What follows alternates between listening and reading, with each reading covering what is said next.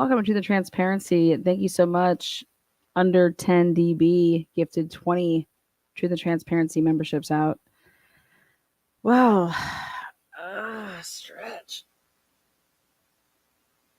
Well, I pulled the college all-nighter, so we are prepared. Oh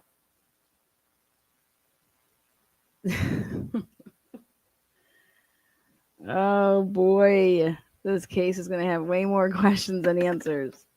Unless the FBI and unless Idaho State Police and unless the prosecutor's office and unless Latah County Sheriff's Office and unless Pennsylvania, unless everybody releases everything, man. Lot of questions. Okay. If you did not check out yesterday's live, you could see reports 1 through 19. We're going to kick right off to report 20 here. Since I already went ahead and actually read through these, there is some reports that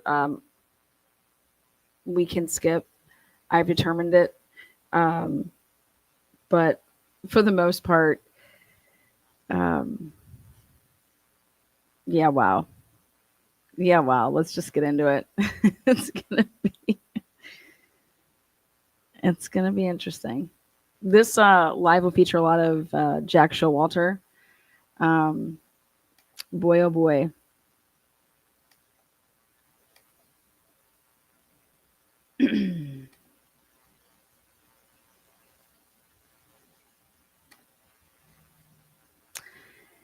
Here we go. This is report 20, and report 20 is going to have to do with the guy, the neighbor, and that's that Jeremy guy.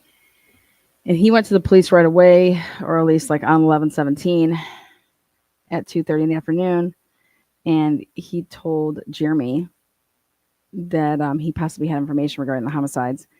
And he said that on Sunday, 11/13/2022, between 9 and 10, when he was walking his dog, he stated when he walked by the first time, he noticed the front door at 1122 King Road on the north side of the building facing campus was wide open. He stated he knew it was a party house and so assumed someone was just too intoxicated and forgot to close the door when they left. Jeremy stated that he walked his dog up Taylor to Blake Ave, then down Sweet Ave. He said that he walked, took him approximately an hour. He said that when he walked back to his apartment around 11, the front door was still wide open.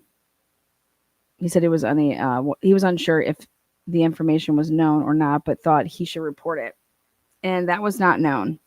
That's the first report in here that is anything to do with that. So, yeah. Next is report 21.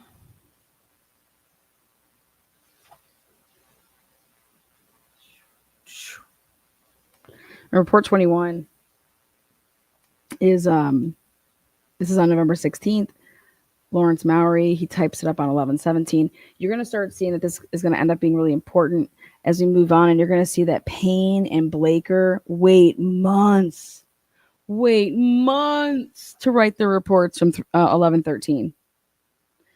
So without a report written, and what information are you then when you're sitting down debriefing and looking over things? If I'm supposed to be looking at reports and other people should be looking at reports, so that we can like look at stuff and start trying to connect some dots on, okay, what's off here? Yeah, it's hard to do that when you don't have anything to go off of. Like, for example, Payne doesn't write his 11/13 report until 12/4. Unreal. So this report, though, is to let everybody know that they applied for and was granted the following warrants for the cell phone providers.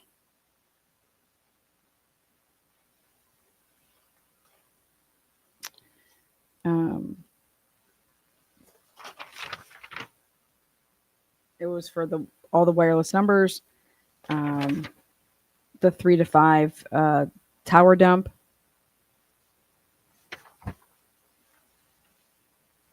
Next, report 22.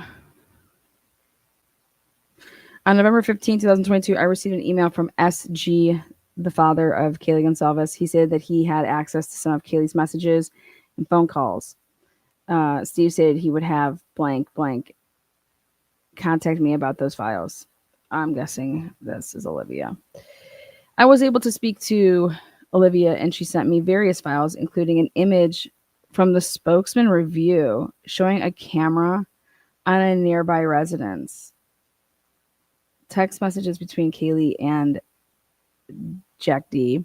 Text message between Kaylee and her Uber driver, Eric. We're going to get into him. A recent phone call list and video from the Grub Truck the Twitch TV feed.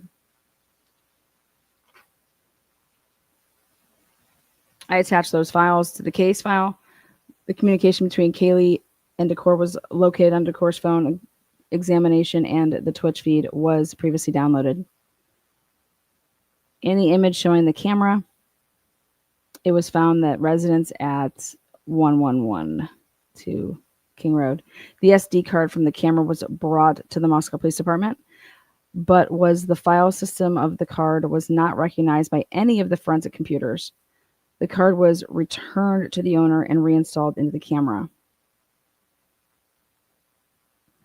On November 17, 2022, Officer John Rosinski recontacted the owner of the camera, the 1112 house, via phone. This person stated that she was out of town, but sent a video to Officer Rosinski showing a figure walking to the dumpster and appeared to look inside. Now, remember that this video, this one is one that we would have never been able to see because this is not like the Linda Lane one. So this is like going to be the blue dumpster that's like, you guys know which one I'm talking about there on the corner. To preserve any potential evidence on the camera, I asked this person, the homeowner, if we could seize the entire device, including the SD card, to which she stated yes. She said that she would not be back until approximately November 28th because everybody was waiting to go back until after Thanksgiving. I directed this person to contact me when she returns to her residence, at which time I will attempt to contact the camera or connect the camera back to her Wi-Fi router and view video from the device. Now, I would love to know, since she had already left, was that whole time not recording then because it wasn't set up properly back after the cops took it? Because people like to visit their crime scenes. So I'm just curious if that camera was no longer in use until a portion of time. So we'll see if that gets answered here in a minute. Again, this report was written on 11/17, and this is from November 15th and then November 17th. So this has like two different dates on it.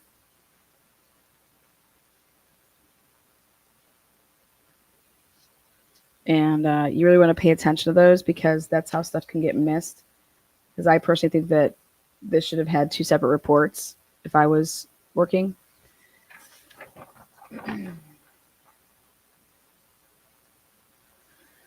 Anyways, this is report 23. And again, November 18th. This is written up. This happened on November 18th. And it was dealing with Detective Mowry. Again, this is Olivia showing a screenshot of a Facebook post from Dylan Mortensen. Okay. They're calling it a Facebook post, but I'm curious if it was actually Visco. But whatever. They said it was a Facebook post. In the post, the account, the username was blank, reported details about the incident. I searched for this user account. So this was actually probably somebody, I don't know if it's Dylan that was talking about it, but I searched for this user and found a user ID of blank. The account had an avatar similar to the Mortensen avatar. So Dylan Mortensen was detailing the whatever she had found. It was like, here's a screenshot. Was it that Dylan was talking about this online on Facebook? Again, I was able to pull up the account and it appeared to have the following friends associated with it. This is all out, and then we get an L and an M. I want to talk to you guys a little bit. I told you guys I'd bring it back up. Here's a big bomb for you. That Range Rover was not registered to Kaylee. That Range Rover was registered to somebody else. We have the initials, and it was registered in Washington. So, I don't know who bought the Range Rover, but it was registered in somebody else's name. Now, I don't know. They said it was bought. Maybe it was leased. And so therefore, but it's not registered to Kaylee. It was not registered to Kaylee. So there's that.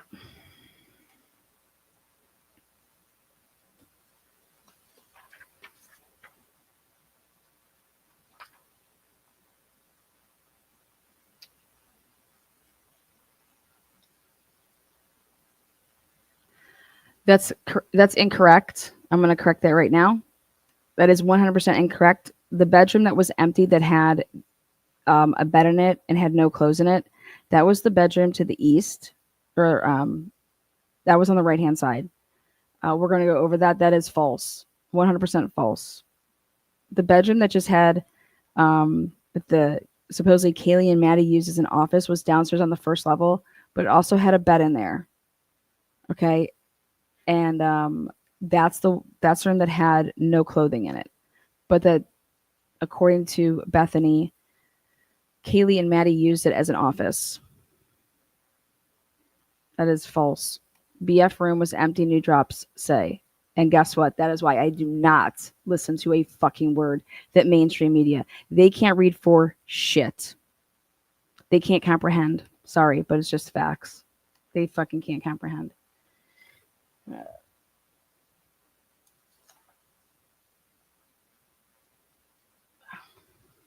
Report 24.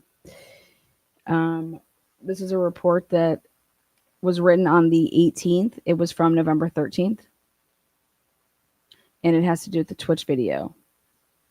So on November 13th, I was informed 2 of the victims had been at the Grub Truck located on Main Street. I was also informed the Grub Truck streams live feeds, so we know about all of this. Okay.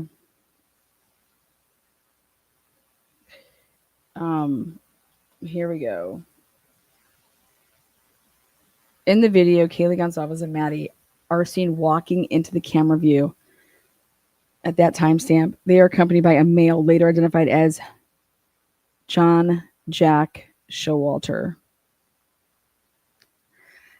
Kaylee orders and receives food. At the 3:53 timestamp, the girls are seen walking around the truck and leaving the area.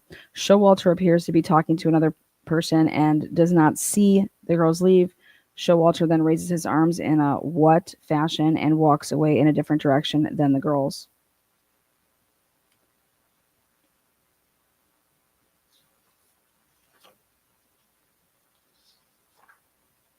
Report 25.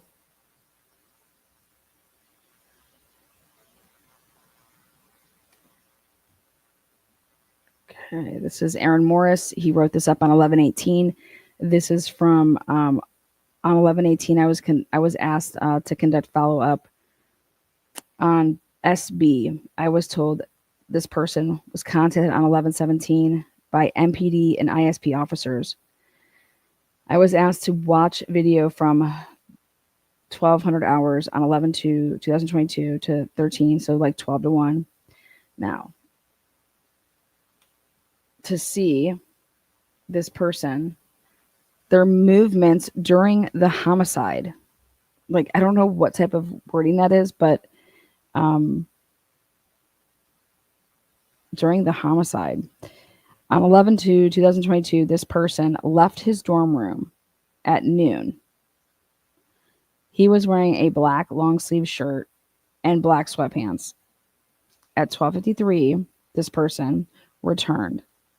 At 3:03, this person left again wearing a black beanie, black gloves, and a white jacket. At 1948 hours, he returned to the dorm without the beanie, gloves, and jacket, but then left again at 1952 hours with a backpack. This person, SB, it's a guy, left his dorm. This person was gone until 11/13/2022 at 12:25 hours when he returned to the dorm. I reported the information to ISP. So we're sorting things out to see who SB is.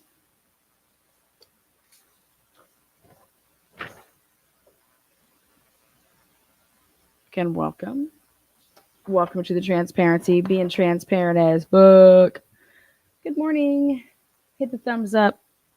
This is report 26. It's Lawrence Mowry. He wrote it on 11/19. It's from stuff on November 18th.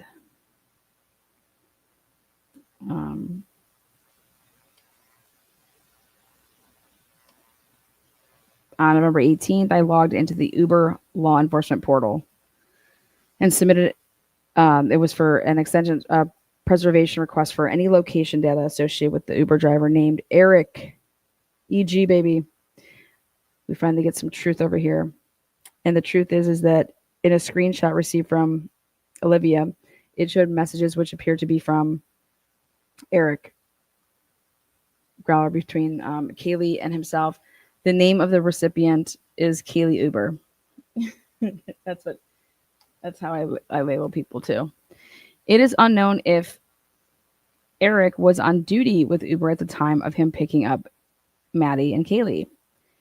Uber stated if the driver was on duty, it would show the location of the vehicle. If the driver was not on duty, Uber would not have that data. Well, guess what, guys? He was not on duty when he picked up Kaylee. I was informed by the Uber customer service this is a common if drivers provide personal transportation services. At 14:34 hours, I received an email from Uber stating they received my request, and they found out that at approximately 1:15 in the morning, that's where it appears no other information is found.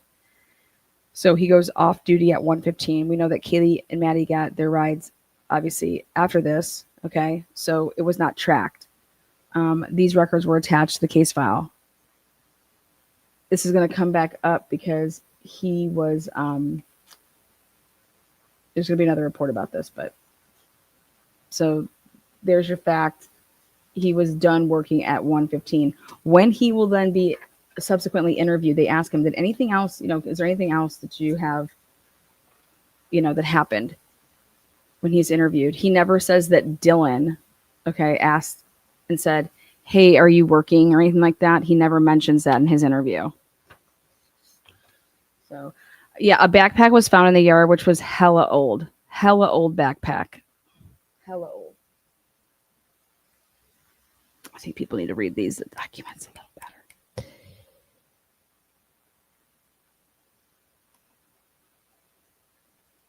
All right, so report 27. This is just letting everybody know that Lawrence Mowry wrote his report on 11/19. And it was letting everybody know that on November 17th, I contacted Neil from Post Falls Police Department for assistance in examining the laptops and iPad located in the residence.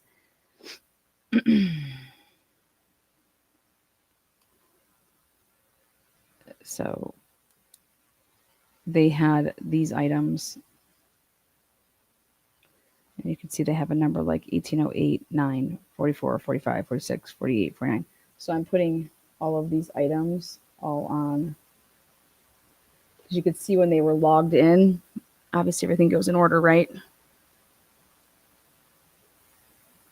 So yeah. But he assistance in examining the laptops and iPads located. They would have been all downloaded. So this is from the house. As you could see, the residence, it says on there. So, and they had an Apple laptop, Apple, 1, 2, 3, 4, Dell laptop, Dell, Apple, iPad. Doesn't say whose they are.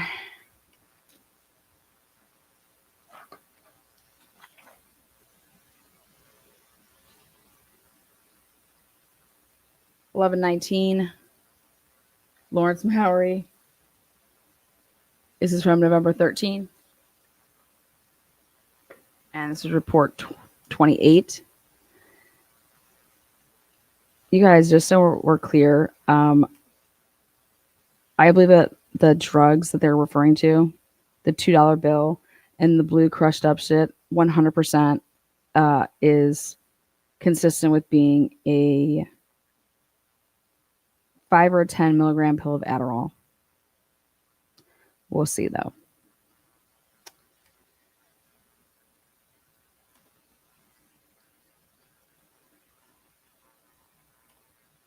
Okay.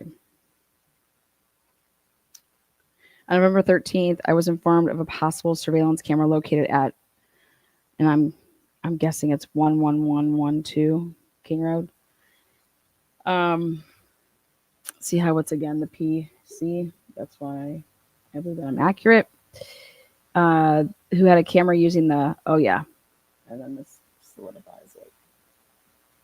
I never heard of this before, but learn something new every day. They got the username and the password for the HomeEye Pro account associated with this. I asked Snyder if this video was stored on a cloud-based system for me to view, or if this person who owned it could download a copy on the video. I was provided a 32 gig SD card from the camera, but the file format was not recognized by any of the forensic computers and prompted me to format the disk. Snyder informed me that he could screen capture the video from her phone, and the card was returned to this girl to enable her to assist in the acquisition of the data. Then it would be on November 17th. I requested the assistance of John Rosinski to recontact the girl and see if she could provide the video from the camera. Officer Rosinski contacted the girl who lived there at 1112, who stated that she was in Boise until November 28th. So Rosinski sent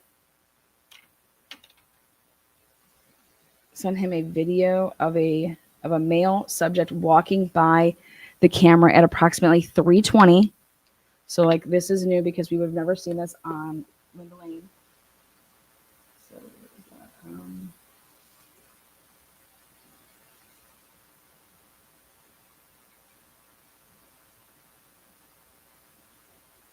and it was towards the dumpster. Okay.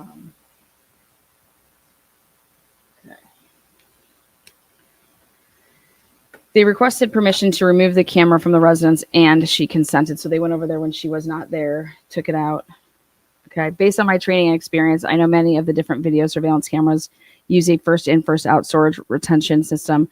This means the newer data overrides the older data. So I was concerned data may be lost the longer the camera continued to record footage. So I requested assistance from Aaron Morris to go to the residence and unscrew the camera from its location. And again, this is something that's interesting to me because it was unscrewed on the day. All right.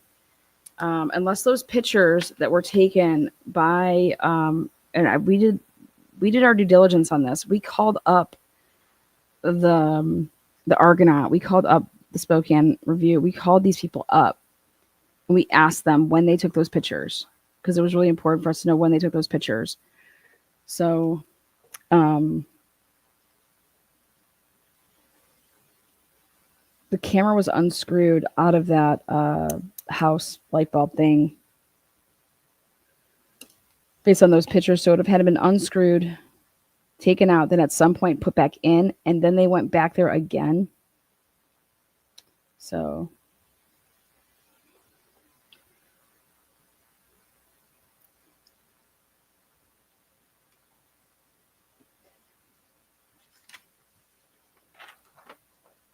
on November 18th, I again attempted to view the contents of the SD card. I plugged the card into a write blocker, and it still was not recognized by the computer. I used, this is what Maury did. He said, I used a FTK imager version to make an image of the SD card. Now that the data was on a drive recognized by the operating system, I then used the Axiom to parse the data from the SIM card or from the SD card. In reviewing the data, I found over 13,000 individual images from the card. They appear to be individual video frames from the camera. While attempting to view the data on the card, I received a forwarded email from this person whose sister blank resides at the residence. The email said that he was viewing the video remotely when Officer Morris removed the camera. He stated he saw a suspicious vehicle in the area and was concerned with the video footage stored on the device being overwritten. I was then put in touch with TL, another resident at this house, stated she would be back in Moscow at approximately 8. I met with her at the residence and asked again if she would be willing to assist in recording screen captures on her phone from the device. I'm so confused as to why, like, what's going on. Are we sitting here? Remember how Ann Taylor was saying that she thinks that some of this stuff is going to be inadmissible? Okay. They have some serious issues with this, because it's unclear as to why, if you got all this, you got these 13,000 images, but where's actually like the video that like Dateline had? Where is that? Why you need to go over? I don't know why you need to go over there.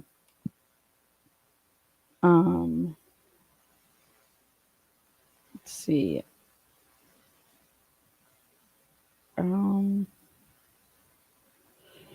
Okay. So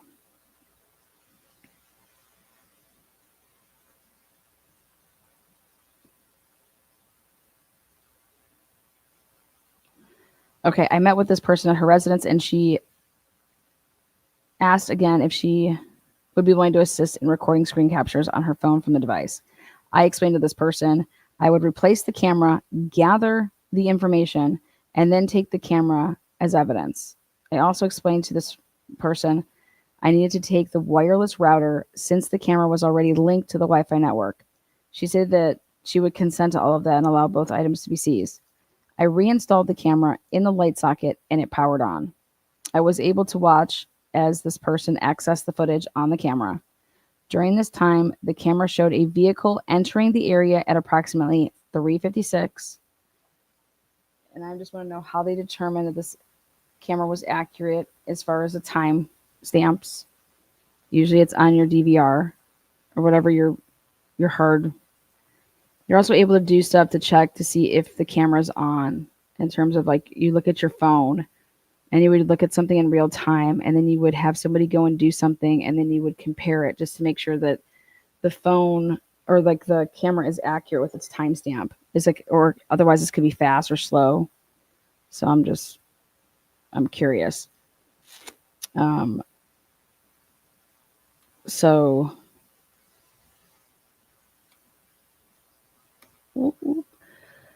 they find this car at 3:56 and leaving at a high rate of speed at approximately 4:20. Now, what I think is interesting is how do you know that that's the same vehicle? If you're truly doing it this way, you would just see that car at 3:56, but then you also would have known that it left. Okay. Think about it. They're talking about this vehicle right here. Okay. But really, remember, the car leaves and then it returns at like 4:05. Remember? So they don't talk about any of that.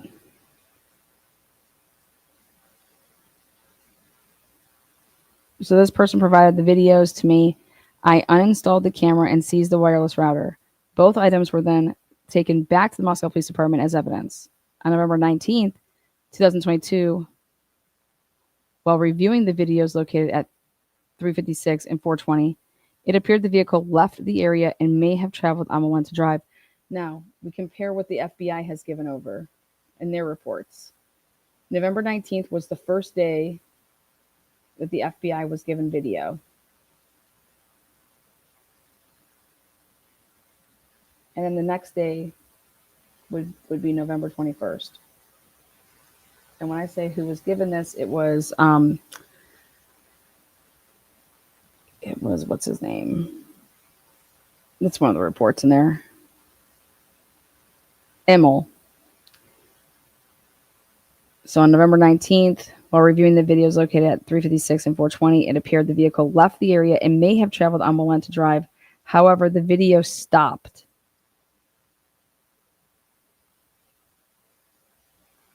Now that's interesting to me because I thought this was a running video. Why did the video just stop? Right here. The video just stopped. That's a problem. In an attempt to see further and gain perhaps a better resolution, I reconstructed the wireless network the camera operated on by powering on the wireless router. I downloaded the Home Eye Pro app on my work phone. Yeah, I was able to use the app and download the video clips. These clips included audio, which were not a part of the screenshots completed, and were able to capture a longer duration. In the clips, the vehicle's exhaust and acceleration can be heard, as well as seeing the vehicle leave at a high rate of speed on Molenta Drive. After capturing the clips, I disconnected the camera and Wi-Fi router and placed them into evidence. The videos were placed onto a DVD and placed into evidence. No talks about them ever looking to see if this time stamp was accurate. Like that's like always what you put. I mean, I think it's interesting.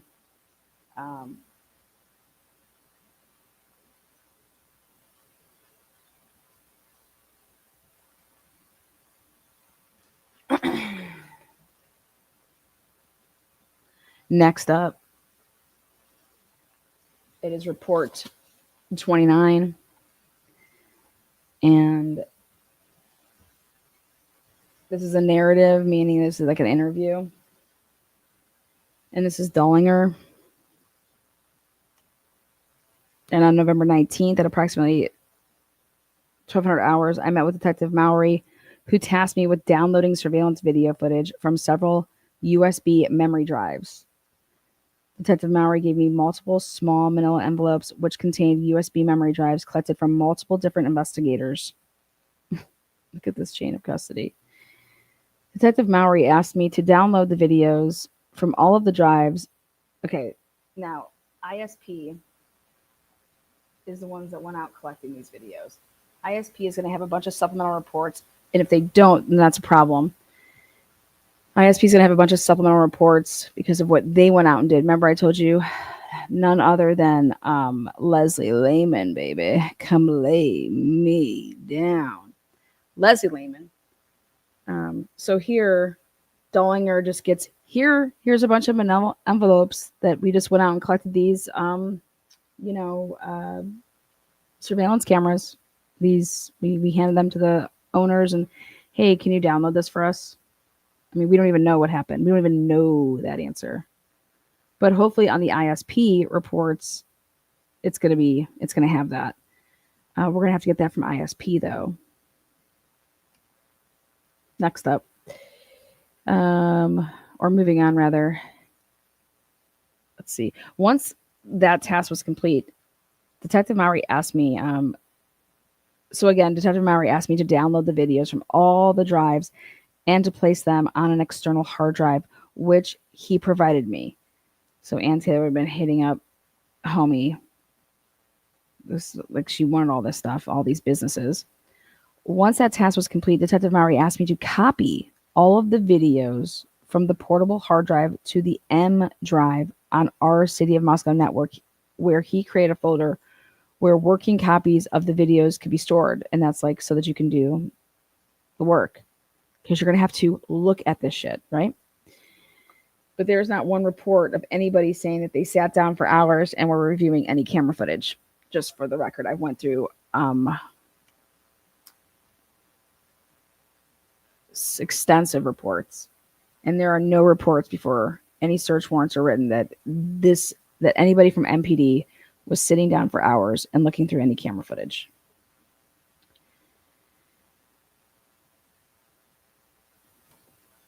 Okay. After downloading the videos from the individual USB memory drives, I placed them back into the mail envelope where they came from and sealed them with the evidence tape. I did find 2 of the USB memory drives, which came from the same envelope, did not contain any video footage, and I returned them to Detective Maury. What do you mean? How vague is this? How are you the captain now? The chief? Which ones? Which ones?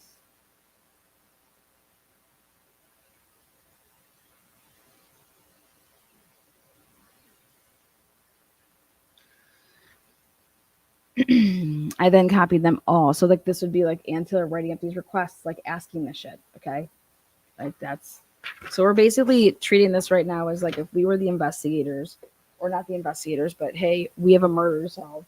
Or rather, we have to defend somebody who is just charged with murder. We're going through this discovery, and here we are going to be writing up our requests. And this is where you get all the supplemental discovery requests. This is where it's coming from. Okay. Report 31.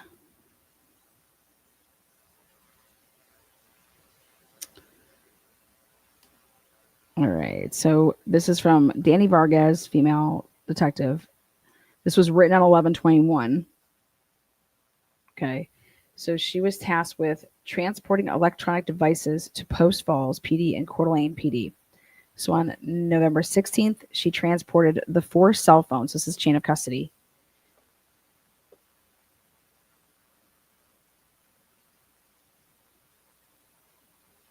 Belonging to Maddie, Xana, Ethan, Kaylee, to Coeur d'Alene and gave them to Detective Dustin Taylor at approximately 7. That'd be 7 in the morning. So you know what time you'd have to leave Moscow to do that? Like 5:30 a.m. On November 17th, 2022, at approximately 12:49 hours, I picked up the cell phones from Detective Taylor at CDPD. So the next day, she drove back out there and brought them back to MPD and gave them back to Detective Maury. So this is when they would have downloaded. See, she needs to put, I believe that Detective Dustin Taylor is with ISP, but she should be saying that. No, actually, he might actually just be with the regular local police department. Post Falls and Coeur d'Alene, those are 2 separate police departments, though. Ridiculous. Okay, so he's at CDA. There you go. On November 21st, I transported the phones belonging to Chapin Mogan and Xana to CDA PD and dropped them off to Detective Jesse Welch at approximately 11. What are they doing? On November 21st, I transported 2 separate charging cords belonging to the electronic devices. Oh boy. To Post Falls. Now, I know that each time that you plug something in like this and you re-download them and you're doing like Cellbrite and stuff like that, you will lose data. Oh my god. Oh boy. This is so questionable here. Okay, so so now we know what these 2 are called. So this is belonging to, see how it says 2MM. Those are the names, or not the names, but those 2 phones.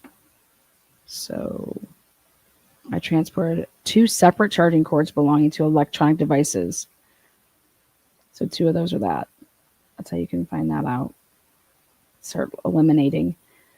Brad Johnson at approximately 10:30. I told Detective Johnson the cords were for the devices with Detective Neil Yuri received from Detective Maury. Oh my god, wait, what? So that's not even the stuff that she had brought over. This is for, oh god.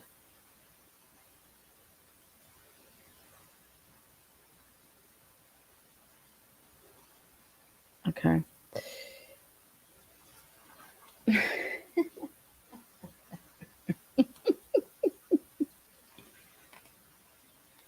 No. Let's into some juicy material. Ready? sure you guys want to see the juicy material, right? Oh boy, this is sad though. This is sad. This is not the one, but there was a report written up for the autopsies. So this is a trigger warning.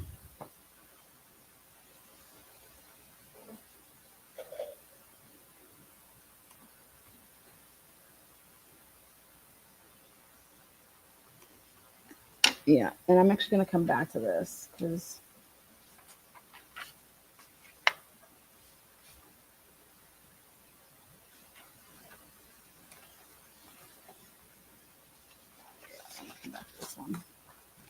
I'm going to come back to report 32.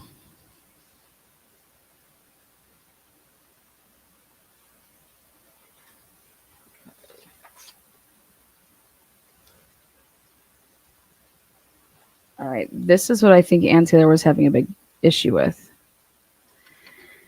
Boom. So on 11/21, this was written up on 11/22, but Tyson Barrett on 11/21 at around 2:30 in the afternoon, he met with the University of Idaho Deputy Director of Public Safety and Security regarding saved security camera footage on campus. So I'm curious though, where is anybody speaking to anybody to say, hey, preserve such and such, this is the campus. These are campus cameras. You know how many probably campus cameras they have? We provided this person with an external hard drive to recover the footage, and he completed the transfer of the information. After receiving the hard drive, I immediately turned it over to FBI agent Dave. Now, this is important. That means that there was only one copy so that his team could review the data. Do you know that good luck Ann Taylor getting this and when she would have gotten it and how long down the road she would have gotten this?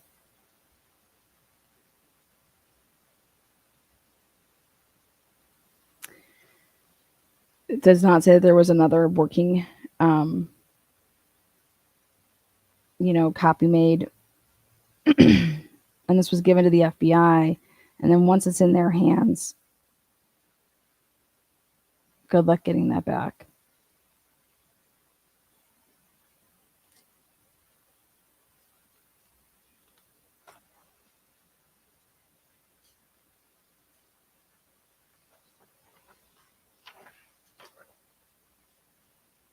So this is an important report.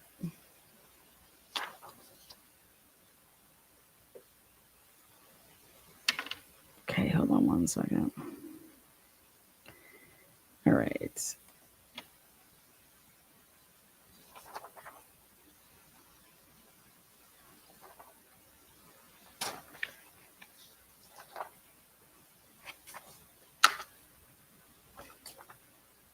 Report 34.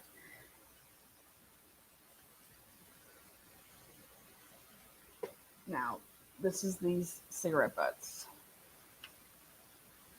Item 252 and 253.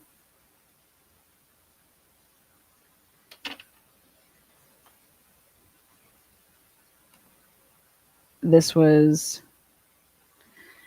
on, this was written on 11/22/2022. Rosinski booking of 2 cigarette butts on Detective Adams' ISP behalf. So ISP did it. And I swear it was over there by this fraternity, but there was no, when it says watch guard event, that's your body worn camera. And so look at that. None but was their camera on when they were doing the whole retrieving. So here it is on 11/21/2022, I was asked by Detective Adams with the Idaho State Police to book 2 cigarette butts into evidence that he collected.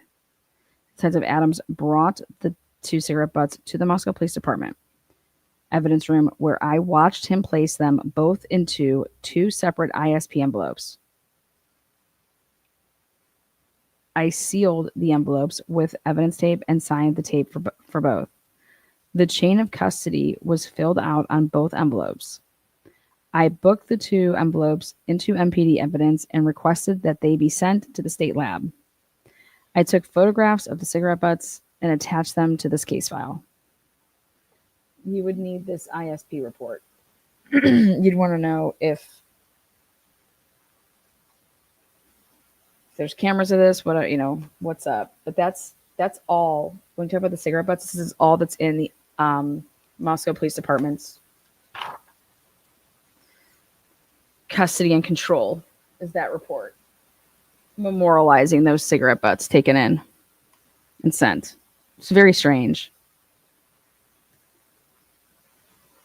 I think I put a post out and I said that the Moscow Police Department, they were the gophers of this case. They were the gophers.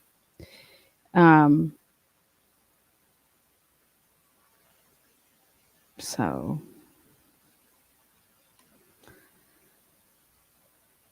they were the gophers. Now this is, you would think they were from Minnesota. Again, no watch guard event, so that means no body camera. 35 on 11/22. This is from 11/21. At approximately almost noon, I was asked by Captain Tyson Barrett to follow up on a possible lead in the 1122 King Road homicide case. I was told a Mexican drug dealer with the moniker something with a C, we'll call him Chomo, was possibly selling drugs to several fraternities and sororities on the University of Idaho campus. I want to know who the tipster was. To follow up on a possible lead. Okay, because I'm going to tell you that I've gone through all of these up until a certain point, and I have not come across this, where this information comes from. So anyways, it's some moniker with I think that's a C right there, but he was possibly selling drugs to the fraternities and sororities. I told Captain Barrett I would contact several of my contacts to see if anyone knew of this name. They go through everything, okay? And nobody knows of this name. Everybody's like, haven't heard of that name, but said that they would reach out to other agencies in the area about him. You guys, this is the last of it. Okay? They speak with Benton County Sheriff's Office. They speak with the Bureau of Alcohol, Tobacco, and Firearms. They speak to Quad City Drug Task Force detectives. And nobody were like, huh? What you talking about? I'll be waiting to see if any information can be found about whoever. But I have no idea this possible, what?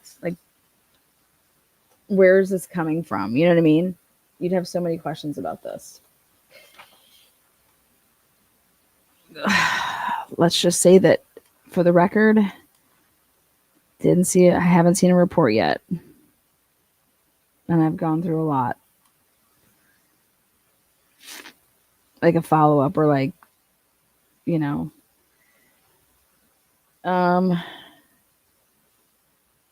this is a report from Tyson Barrett, written 11/22. It's from 11/22.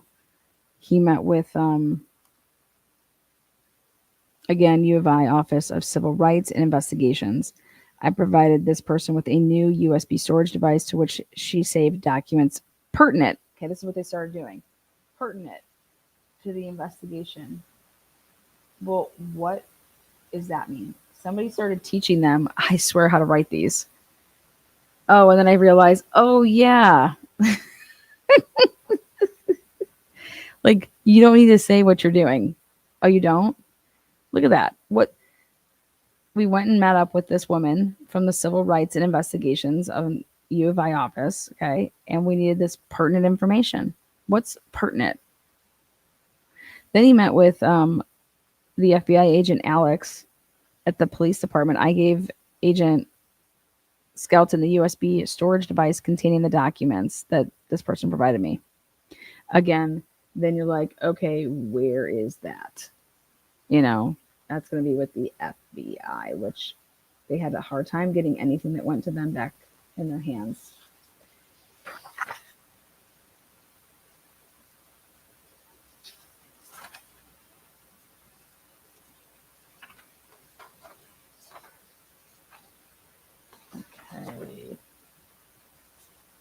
Report 37, John Rowinski. On 11/23, agent. Oh, here we go. With the Federal Bureau of Investigations, requested files to be picked up from the Office of the Civil Rights and Investigations. Alex provided me with 2 thumb drives, HP and a SanDisk. I transported the thumb drives to OCRI, where I met with, so this kind of goes with that other one. This person downloaded the files onto the thumb drive. Once completed, this person gave me the disk, and I transported them back to Moscow Police Department. I returned both the thumb drives to Agent Alex. So if you look at the dates, it's around the same time. This was wrote up on 11/23. It's for work they did on 11/23. If you look at report 36, this was written up the day before. And so, but this is Captain Barrett. Okay. And then here, this is John Rowinski. So I just have a question: is who did what?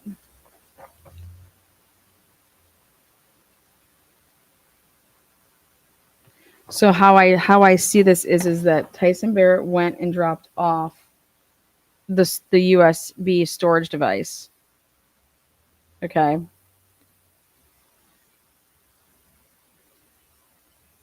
But there had to be then. There've been, so you went and saw this person back-to-back days. You see what I'm saying? That's interesting. That's very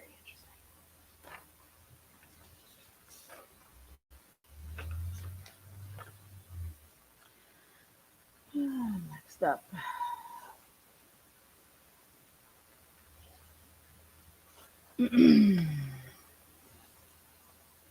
$39, Lawrence Mowry.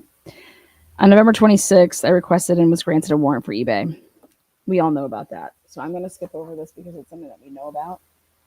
We're going to come back, but this was where they found out. Here's a list of these knives, the leather sheath, okay? That's where that comes from. OH. Where's Pennsylvania? Oh, Pennsylvania. But none of this was from eBay. Nothing was supposedly purchased from eBay.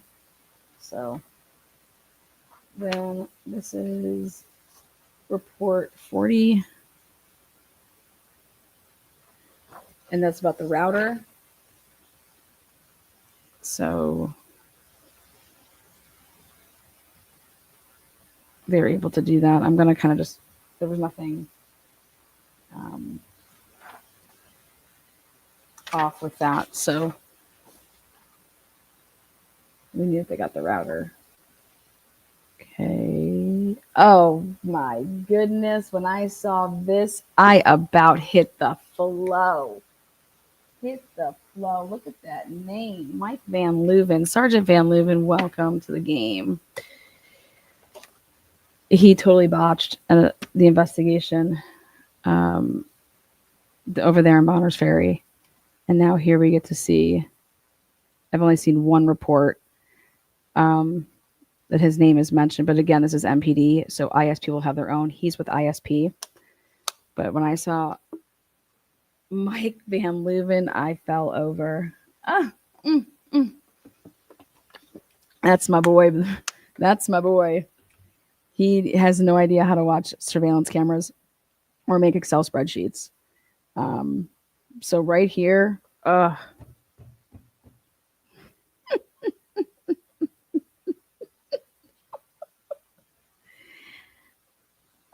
cannot believe this. You gotta get up. Yeah, that's from the Moore case. I was like, Mike Van Leuven talked to Jack D. Get out of here. Stop it.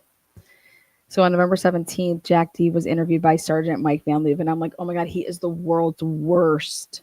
Like, it would be sunny and blue skies, and he would tell you that it's purple and it's red and black.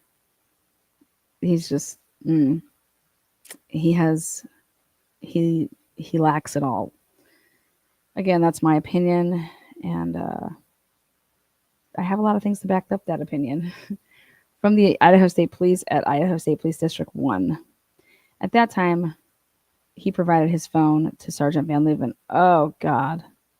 Along with his consent to search the phone. Oh, no. That phone is an iPhone XR with IME number, and it was transported to the Coeur d'Alene Police Department Forensic Lab at whatever. I believe I think that's Wilbur. No, ISP's Wilbur at address. I applied for and was granted a search warrant to access the contents of the iPhone. Did he not give you permission? Sometimes you just need to get their consent. The phone was to be extracted by Detective Dustin Taylor of the Coeur d'Alene Police Department. Detective Mike Van Leuven had taken the phone to Dustin Taylor at the Computer Forensic Lab at Coeur d'Alene. I emailed a copy of the warrant to him on November 18, 2022. While confirming Detective Taylor received the warrant, I was informed that the phone was no longer at Coeur d'Alene. Listen to this. Police Department. Idaho State Police Lieutenant Paul Berger. Oh, God, no. He's also from the Moore case. Picked up the phone from Taylor and delivered it to the Spokane County Sheriff's Office. What? What are they doing? Where Investigative Analysis VJ received it. Why does his name need to be redacted? The date on the phone was forensically extracted at that location. That's a lot of chain of custody right there. On November 19, 2022, Idaho State Police retrieved the phone from the forensic lab and delivered the phone to Decor's mother per the attorney's wishes. Ooh, see that? Attorney's wishes. Where's my client's phone? See that? On November 21st, 2022. So that means, when was it actually downloaded? Let's see.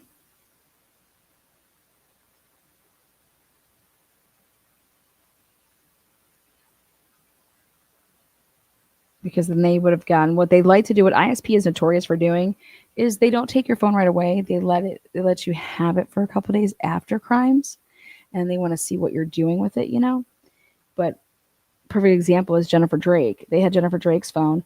They saw that she never called 911. Mike Van Leuven gets on the stand and says that she called 911. Well, from what phone? What phone did she call from? Oh, and that she was in Hayden when she called. No, she wasn't.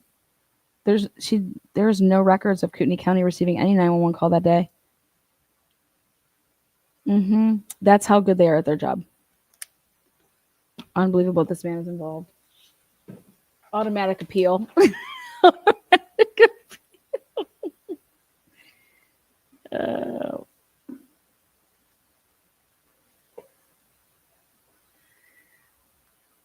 Oh my God. I feel bad for Decor having to deal.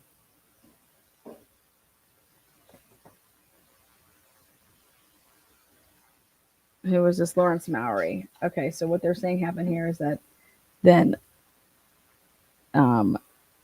Detective Sergeant Van Leuven here provided the USB drive to me because that would be the extraction, and it was placed into the secure forensic lab at the Moscow Police Department.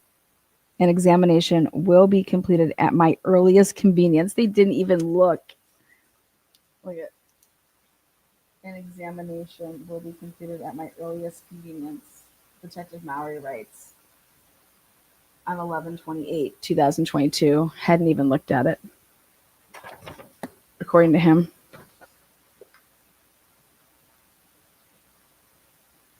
They had already cleared Jack D, remember? These people are wild. These people are wild.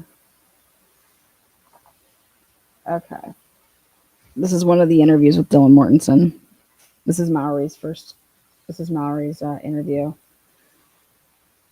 I think the best interview is Molly McMichael's interview is just priceless.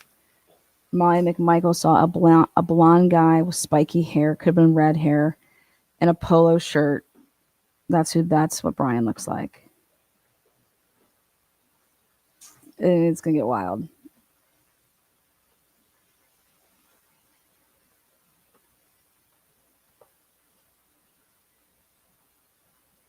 welcome. Saddle up. If you have never heard of Ruby Ridge, yeah, check it out. Okay, so Dylan here. This is what it looked like that Ann Taylor received. Obviously not redacted, but this was written up not until 11/28, and the date of the interview was 11/15. Okay, so think about this. It should say here, like, did you have your body-worn camera on? Did you have a recording device? But let's say that I'm supposed to be going off of either you're filling me in on the pertinent information of an interview, but if you don't type this up and I can't even possibly look at it until 11/28, you get what I'm saying? Like, so we're going to be going through stuff and saying, okay, hey, what did that person say happened at this time? Hey, what did this one say and what did that one say? Like, think about this. You didn't even write up this report until 11/28. And this interview was on 11/15.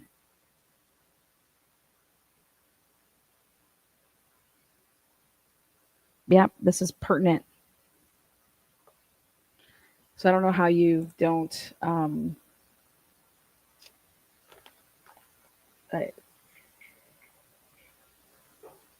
I would love to be a fly on the wall and see.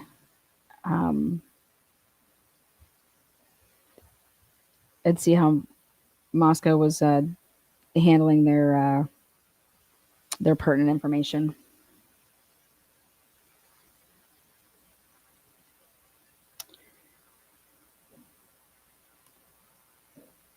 So on 11/13/2022, Dylan was interviewed regarding the homicides.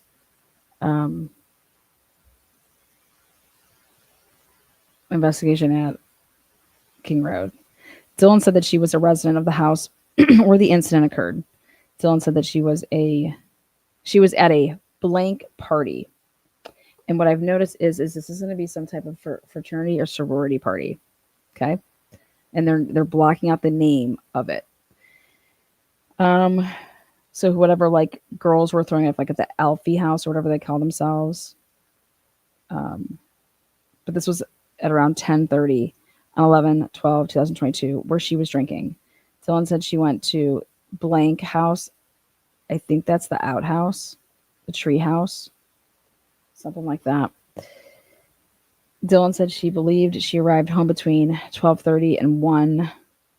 Dylan said she thought Bethany arrived home at around 20 minutes after she arrived. Now, what's going to come out is that what's contradictory, or that she doesn't add it, is that somebody actually came home with her. Another person walked home with her, and that's going to come out in like a later interview. Dylan said she believed Maddie and Kaylee arrived home around 1:30 or 2. Dylan said up to this, nothing weird had happened during the night. Dylan said she and her friend, right here, came home, followed by Bethany from, again, they're redacting out a name of a sorority. Even if it was just like the girls that had a house together, like, they were calling it something. Dylan said that this person lived at the blank house and Bethany was her roommate at the residence. Dylan said when Maddie and Kaylee came home from the corner club at the same time and everyone went to bed. What?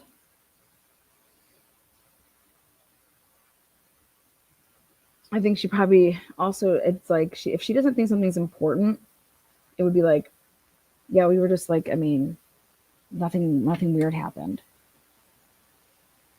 We just went to bed. But there's no mention about like Xander or Ethan. Dylan was asked about the layout of her house. Dylan said that Kaylee's room was directly above her room. Dylan said that she lived on the second floor and Kaylee lived on the third floor. Dylan said Kaylee and Maddie both lived upstairs on the third floor in separate rooms. Dylan said that Xana lived closest to the bathroom on the second floor and Bethany lived on the first floor. When asked about Murphy, Dylan said it was a dog. Murphy is a dog. Murphy is a dog and owned in common between Kaylee and her ex-boyfriend, Jack. Dylan said that there was no apparent issues between Kaylee and Jack. Dylan said that Maddie had a boyfriend named Jake,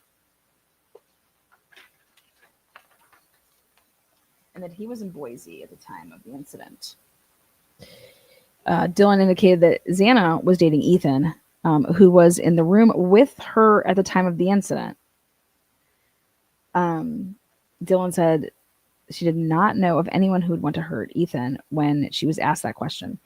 Dylan was asked if she saw any cars in the area that should not be there. Dylan said, no, I was not really looking at that. Makes sense. Dylan said she woke up at around 4. And again, now remember, guys, this is also like, I would like to see the body cam because this is somebody writing this. I bet you she'd say, like, I don't know what time it was, or, you know, I can be assuming this, but this is a typed up version. So is there actually a recording device of this? Because I would like to hear that.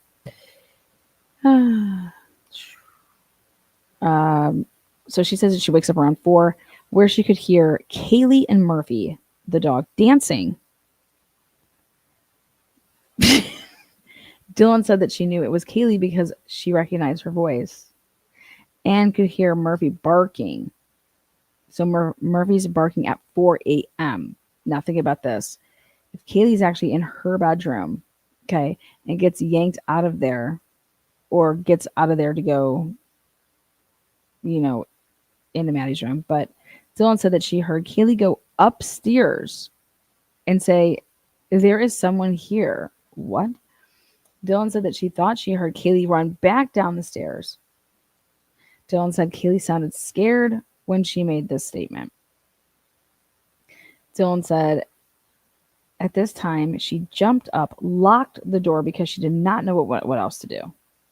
Dylan said that she called out Kaylee's name and did not indicate if she had gotten a response. Dylan said she then tried to call Kaylee, Xana, and Maddie on their phones. Well, now this is what's interesting, though, is because we have these now, and at this time is not before 4:19.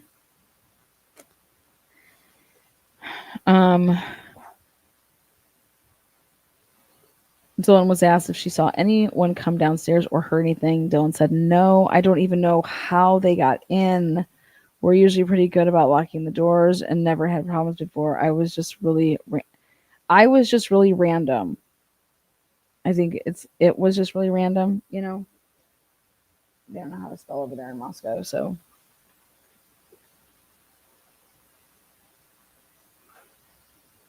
Hey, Jeff, you good? Good? Okay.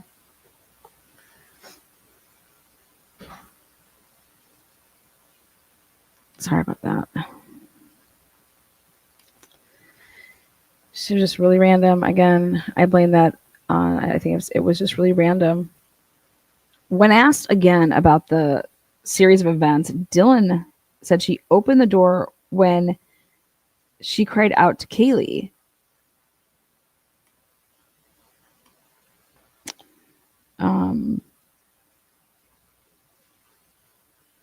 Then closed the door because she was scared. Dylan said she then opened the door again and heard who she thought was Kaylee, but it could have been Xana crying in the bathroom. Dylan said that she then heard a man's voice say, "It's okay, I'm going to help you." Dylan said it was weird because the statement was not in a nice way, and the voice was one she had never heard before. Dylan said she called out to Kaylee again, and see, this is where I was just like, wow, like,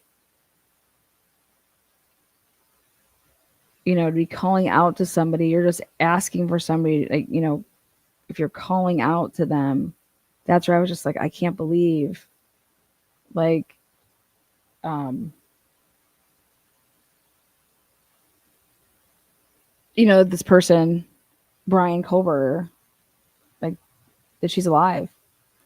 So she again cries out. There was no crying after that. She did not know what happened. But also, it could be this, guys. She could mean that I called out Kaylee's name, but it was after, like, the person would have already left. That's one thing that makes sense with me, because if that would have happened, I think that she'd be dead.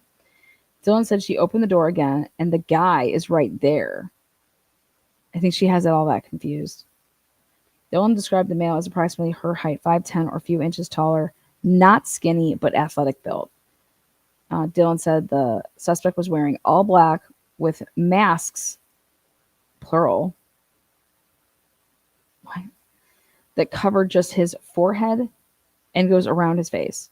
Dylan showed with her hands the mask exposed with nose but covered the mouth area. Dylan said she believed the suspect was white but did not remember eyebrow color or what his eyes looked like. Dylan said when she saw the suspect, he saw her and just left. He saw her and just left. Dylan said she believed he was holding something near his stomach or belt line. Dylan used both hands to point straight out from her abdomen. Dylan then moved her hands apart and back together to simulate a bulge. Dylan said that this area was black in color. She thought now maybe it was a gun. Dylan said she said the unknown object had an arrow shape. Dylan seemed unsure and said she was tired during the event. Dylan was asked how long she believed it was from the time Kaylee said someone is here to when she saw the suspect. Dylan said she thought it was about 10 or 20 minutes. Dylan went on to say that she was in and out of it, and she did not fully remember the incident. Dylan was asked where the suspect was at in the residence when Dylan saw him. Dylan said the suspect was between her bedroom door and the kitchen. Dylan said she remembered watching the suspect go out the kitchen door and leave. And that's where Ann Taylor said that she was saying that from where she was standing, she wouldn't have been able to see that. That's why Ann Taylor is saying that. That due to the layout of the house, that you couldn't be in technically the bedroom to see that. You would have to come out a little bit. And I think that's why it's also like the, so.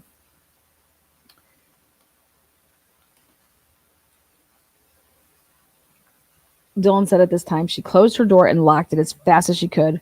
Dylan said the suspect did not walk toward her or say anything. Dylan said once the suspect left, she immediately called Bethany. Now, our reports have it that Bethany called her, but I don't know. Dylan said that Bethany, this is this exculpatory evidence. Dylan said that Bethany informed her she heard a sound that sounded like a firework. And it was actually, when you get to Bethany's statement, Bethany said that this firework sound was right outside her door because she saw the flash underneath her bedroom door. So that means that this killer, whoever this would have been on the first level right outside Bethany's door, where that's where she saw when she saw the flash. It was because it was underneath the crack of the door. All I can think about is like when somebody throws like a tear gas. You know what I mean? I don't know, like basically what happened to Brent Kapaka.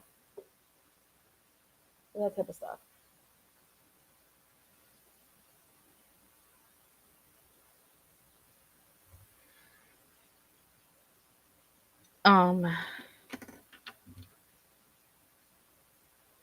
Okay. Flashbang. They didn't smell anything weird. Moving on. Let's see. Bethany informed her that she heard a sound that sounded like a firework. You guys, a firework is like, there's people that confuse fireworks is also people that would confuse a gunshot. All right. Firework, like that's like what would be a big bang. Dylan then said she told Bethany she called everyone and they are not answering. Dylan said she was in and out of it and believed everyone was just asleep. Dylan said she then went to Bethany's room, locked the door, and went to bed. Dylan said she woke up at around 11 or 12 and called her roommates, and no one answered. Dylan said she called. Now, remember what I was telling you guys? Could anybody possibly be on someone's phone and like you not know it? because either somebody was using Dylan's phone, right? Or Dylan was up, right? Also, it's like, I don't want to get in trouble for, like, how could I just be laying down here messing around or being scared, or I don't know. But clearly either somebody has Dylan's phone or Dylan was up earlier, right? I mean, those are my two options because they have the phone. Dylan said she called H. H came to the residence, went upstairs, and told Dylan they needed to call law enforcement immediately. Dylan was asked if there was anything else she wanted to share. Dylan said the noise, Bethany described the noise as a loud boom, but Dylan did not hear it.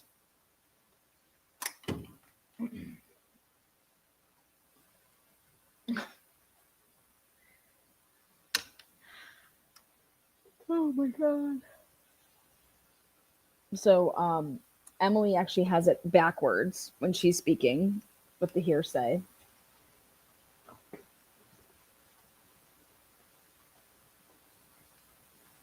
Get your popcorn out.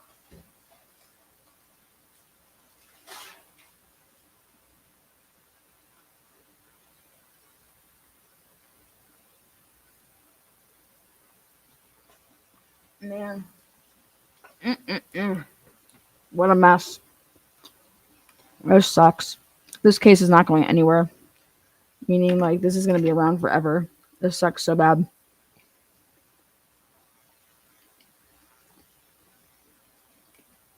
Oh my gosh.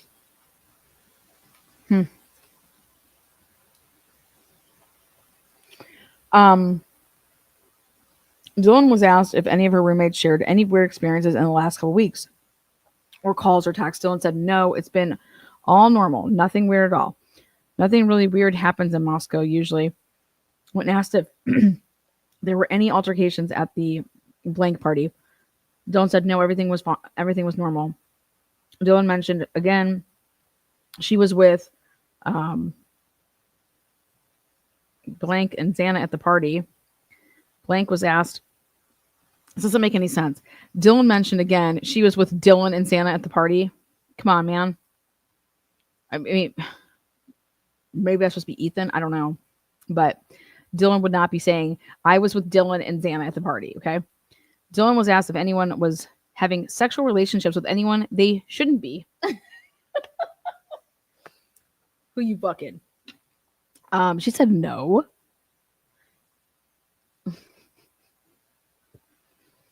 My God. Dylan brought up an incident which occurred about a month ago. Dylan said that she and Bethany remembered Kaylee saw a shadow while she was taking Murphy outside. Dylan said Kaylee also mentioned when she was at blank 2 or 3 weeks prior, an individual was following her. Dylan also said she arrived home one time and the door to the residence was just wide open. Dylan said she did not believe the slider door was locked the night of 11/12. Dylan said that she heard Murphy barking a lot around 4 when Kaylee went upstairs. Oh my God.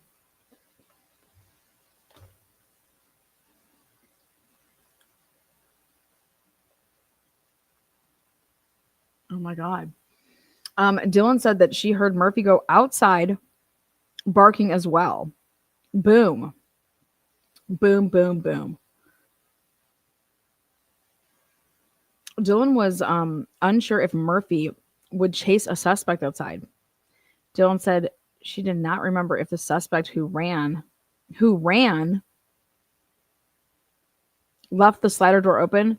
So the suspect was running now? That's different. That's important.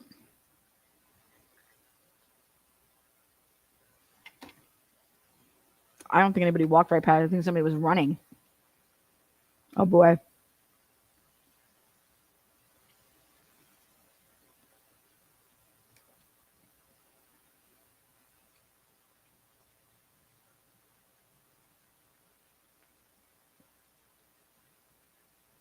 Interview 2, Hunter Johnson.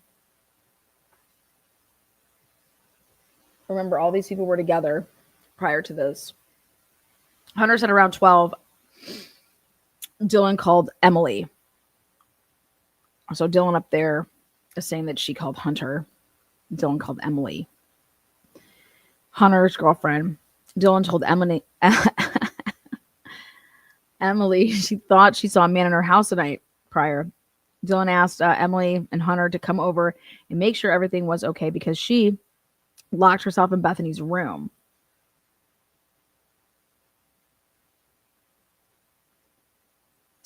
Hunter said that he was the first person to get to the residence. Hunter said he entered the code into the front door where Bethany and Dylan were in Bethany's room on the first floor. Dylan and Bethany were telling Hunter they did not know what was going on. Hunter said that they went upstairs and immediately went into Xana's room. I'm sorry, that he went upstairs and immediately went into Xana's room, not they. Hunter said this was the only room he went into. Hunter said that he approached the door. It was only partially open. Hunter said when he opened it, he saw Xana and Ethan. Hunter said he initially did not realize all the blood was dried blood in the room. Hunter said he thought at first they had been drunk and left a mess. Hunter said when he stood there for a moment, he began to realize what he was seeing. Hunter said Bethany and Dylan were uncontrollably crying. Makes you feel like they're up there. Hunter said he told them to get out of the house and call law enforcement. He said he went back into the kitchen and grabbed a knife from the drawer. Hunter said he then went into the room and checked the closet to make sure there was not anyone else in the room. Hunter said he checked for a pulse on both Xana and Ethan. The story changes. Hunter said both of the bodies had rigor mortis and were cold with no pulse. Hunter said he believed the two had been deceased for a while.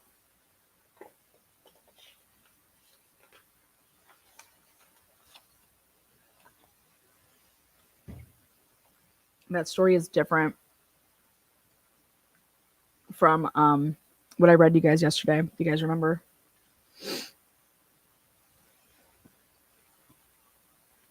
And another report, he said that he didn't see Ethan. He didn't know that Ethan was in there and that he never checked Ethan's pulse. So I don't know what's going on. But then again, trauma, shock. I mean, I don't know. I don't know what to say. I'm just telling you the differences. Hunter believed that he left the knife on the folding table in the living room. Hunter said that Ethan, or it was as Emily, Josie, and I want to say it's Lyndon, but started to enter the house and came up the stairs. Hunter told them to get out of the residence. Hunter said this was about the time Moscow Police Department arrived on scene. Hunter said the officer told him to stay where he was. Hunter said he did not know if anyone else was upstairs, as he had not gone anywhere else in the house. Hunter said he had trouble comprehending what he was seeing. I could see that. Hunter said he was not at the blank party the night prior. Hunter said he and Ethan were texting the night prior by phone. Hunter said Ethan wanted him to come over, but Hunter chose not to. See how he chose not to? Hunter said he knew Ethan since fall of 2021. Hunter said he was in blank, and Ethan was a member of blank. Hunter indicated that Josie and Emily were in the same sorority and were roommates. It's interesting because Emily, I guess, dropped out. Like, it's so wild. Hunter and Elle, who was also present, was in a fraternity and was currently dating Josie. Hunter said he and this dude stayed at Josie's apartment with Emily and Josie the night of 11/12/2022. Hunter was asked when he was last at 1122 King Road. Hunter indicated he was last at the residence on 11/12/2022, where he was pre-gaming for the Vandals football game. Hunter said he got to the residence. This is where things get a little different. He got to the residence at around noon or 1 and left at about 2:30 to go to a different party.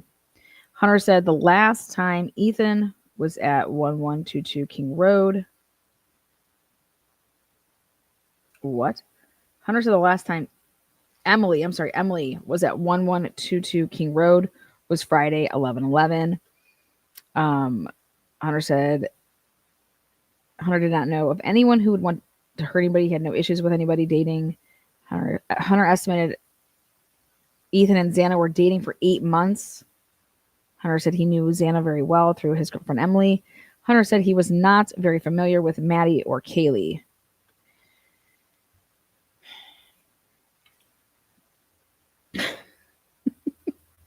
Hunter allowed pictures to be taken of his phone of the conversation between him and Ethan.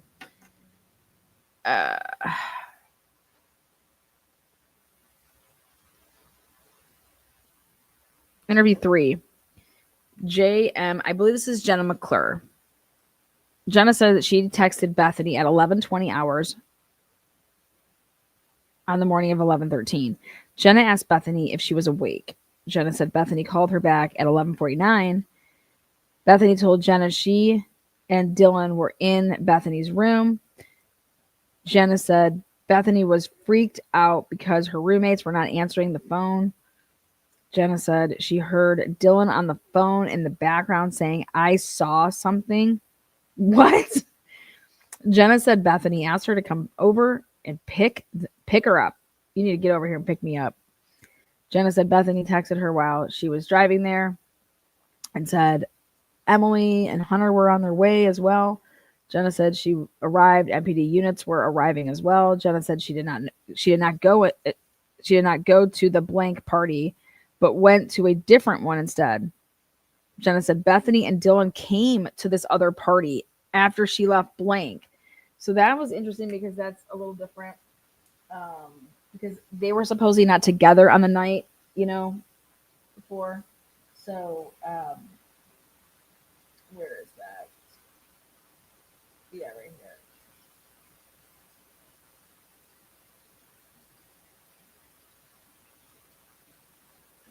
So after they left some party, then those two were together.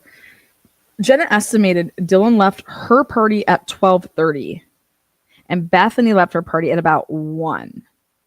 Okay, but they would have been out together at the same place. But so that report of them not being out together is totally bullshit. It's totally dog shit. Total shit. Unbelievable.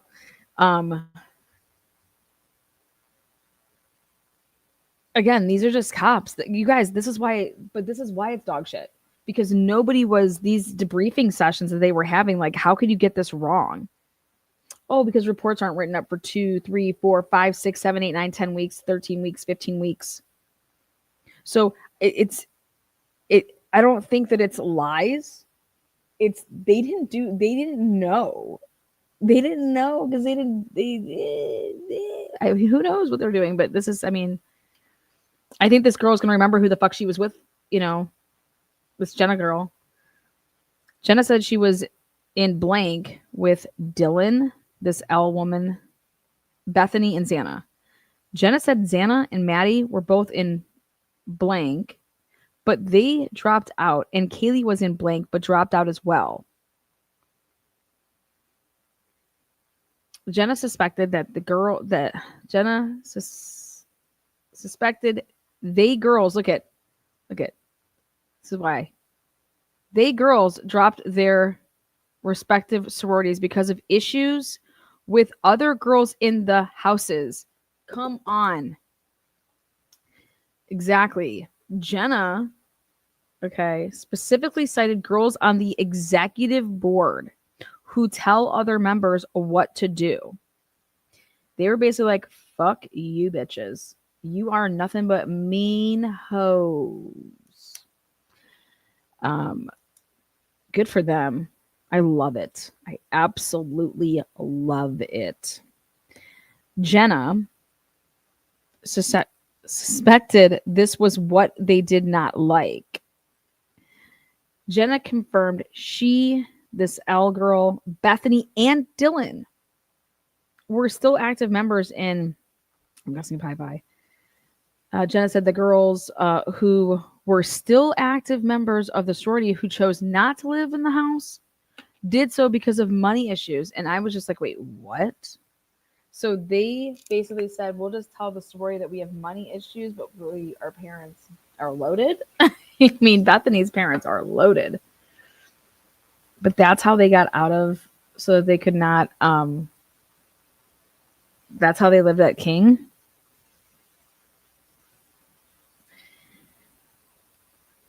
Jenna said Maddie was Bethany's big. Okay.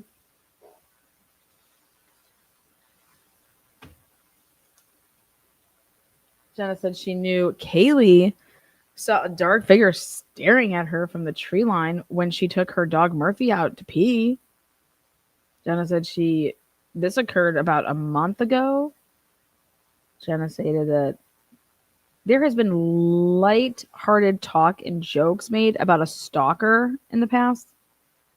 Jenna said all the girls were slightly nervous about it because it could possibly be a fact. Jenna did not indicate any social media issues or issues between the girls who lived together. Jenna said that there was no issues with girls from the blank sorority and the residents. Really? Because I just think you just said that there was an issue. I don't even know, man.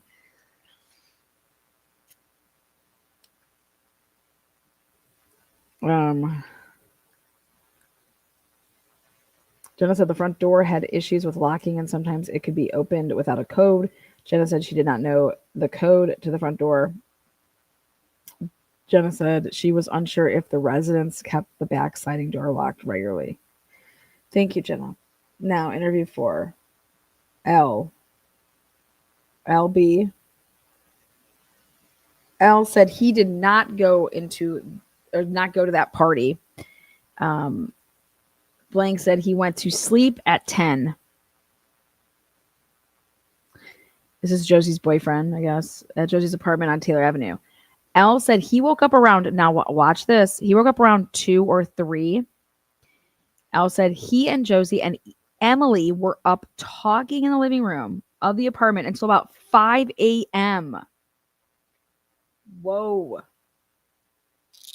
So he tells the truth. This kid tells the truth.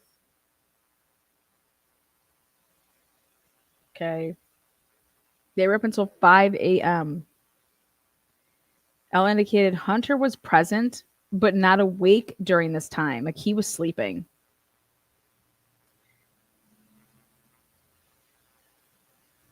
Elle said they all went to bed at this time and woke up again around what he thought was 9. Elle said that Hunter and Emily came into the room where he and Josie were. Elle said that Dylan had called Emily around 10. What?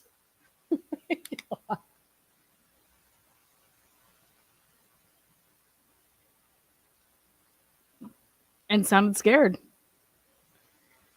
Elle said Dylan told Emily someone had been in her house last night. Elle said that Dylan and Bethany ran. Look at this. Elle said Dylan and Bethany ran downstairs and locked themselves in a room.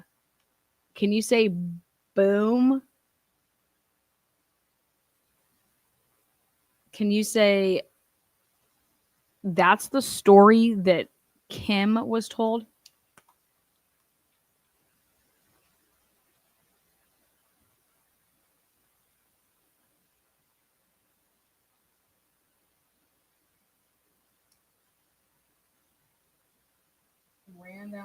Both of them ran downstairs and locked themselves in a room.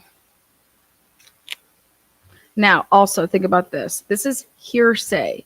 So this kid's just repeating what he heard from, you know what I mean?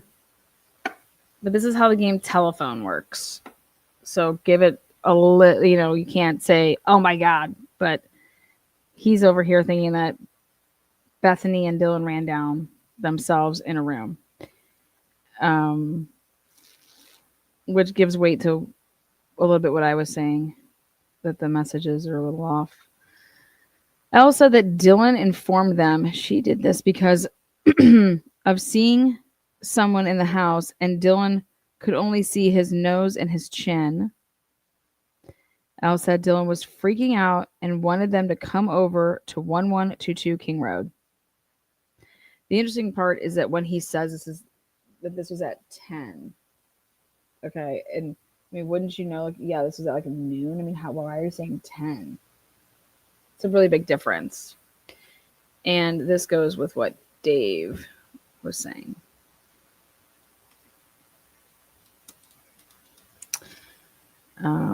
Again, this would be hearsay though.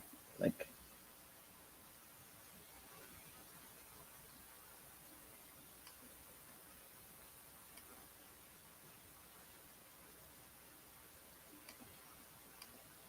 no, that's not what this is for. That's not what this is for at all. I think Dylan's one brave person to go in that room yesterday. In fact, I made a big spiel about it yesterday. This is about sloppy investigations, and this is about putting those girls in the worst possible situation. So it's redacted for the names. Other than that, nothing's redacted. This dude said he walked with, I'm guessing with Emily, Josie, to 1122 King Road from Josie's apartment on Taylor Avenue. Elle said Dylan and Bethany walked out of the house crying. Elle said Hunter arrived at the residence first because he left before them.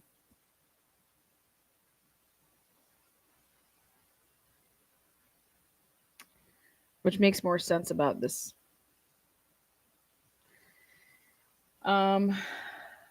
This kid said that Hunter arrived at the residence first because he left before them. He doesn't ask him, well, how much longer? I mean, what? Way to go, Maury. But then again, he did. He just isn't writing it up here. That's the other thing is, don't think for a second that detectives don't write things up that, yeah, no, I'm not going to put that there.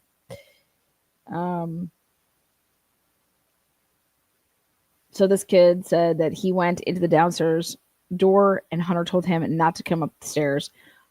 Al said that he did not know Ethan very well. Al said that he did not know or recall any talk between Xana and Josie about boy issues. He said he did not come, or he did not see anything prior on social media. Al recalled an incident from about a month ago where Dylan said there was a guy stalking her. Dylan said a guy was stalking her. And all these girls think all these guys are stalking them. Idaho, you got a bunch of weirdos. Elle said that he did not hear anything from the night prior. And that's just crazy with that door being open and what I would think would be a bunch of screams. That was 42 there. Flying film for you. Lawrence Mowry, this is about some Snapchat accounts. We'll come back over that in a little bit. Going more with the narratives here. November 21st. This is another Snap search warrant.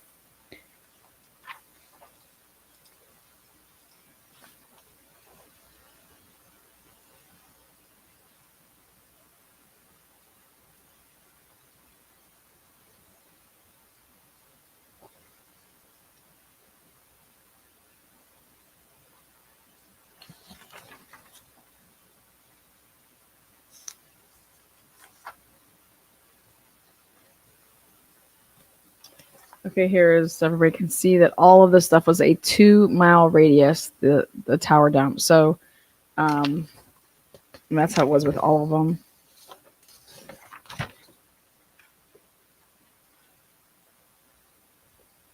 So just because you would be within that tower dump, it's 2 miles from the residence.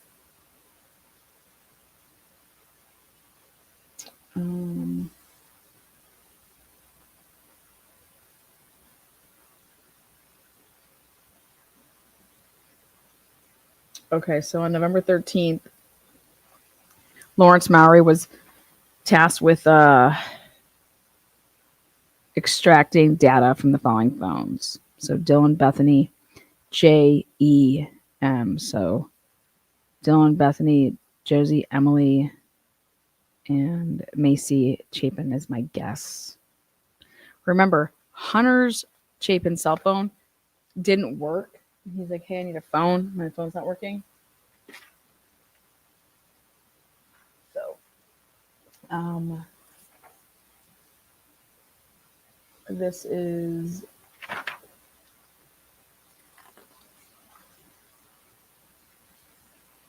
this is all the search warrant type stuff. Okay, here. This is something interesting. On 11/30/2022, I assisted the FBI with removing the center stacks from Ethan Chapin's Ford Explorer and Madison Mogan's Chevy Cruze. Once the center stacks were removed, I booked them into the Moscow Police Department as evidence. I photographed the serial numbers and attached them to the case. So the Ford Explorer,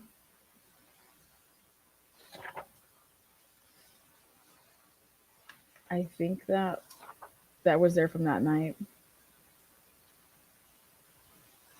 They're making it seem like it was Hunter, or that it was Ethan's. See, Ethan Chapin's Ford Explorer. But then also the Jeep is there, so I don't know. You'd have to ask the family how they divvied up the vehicles.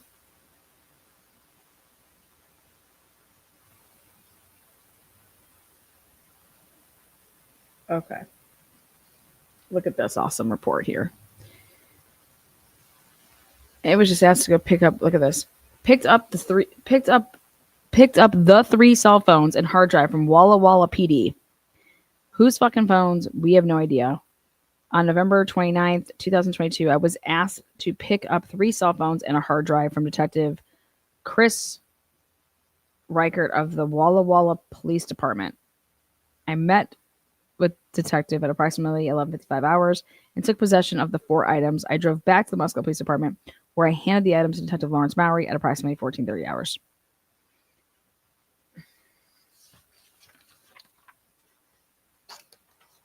I was like, well, that's weird. Okay. This is Brett Payne. I want to show you guys. He writes this up on 12/4/2022. This is his initial scene response from 11/13. That's how long he waits to write this report. That's insane to me. This would then be what he's about to write here. So he also was given this evidence to then put it in the temporary evidence locker. So we're going to talk about that because the sheath is on here. So he had a foot cast, fingerprint lift, cell phone, item 8, a laptop, a knife sheath, white blanket, blue phone, vape pen, fingerprint lift, steak knife. 17 through 43 were blood swabs, disposable camera. Now, you guys, me and Miss Potts were talking about this last night. I don't know if she's in here. Miss Potts, give her a shout out. I was like, what is with all these disposable cameras? Do you know how, when's the last time you bought a disposable camera? Be honest with yourself. When's the last time you bought a disposable camera?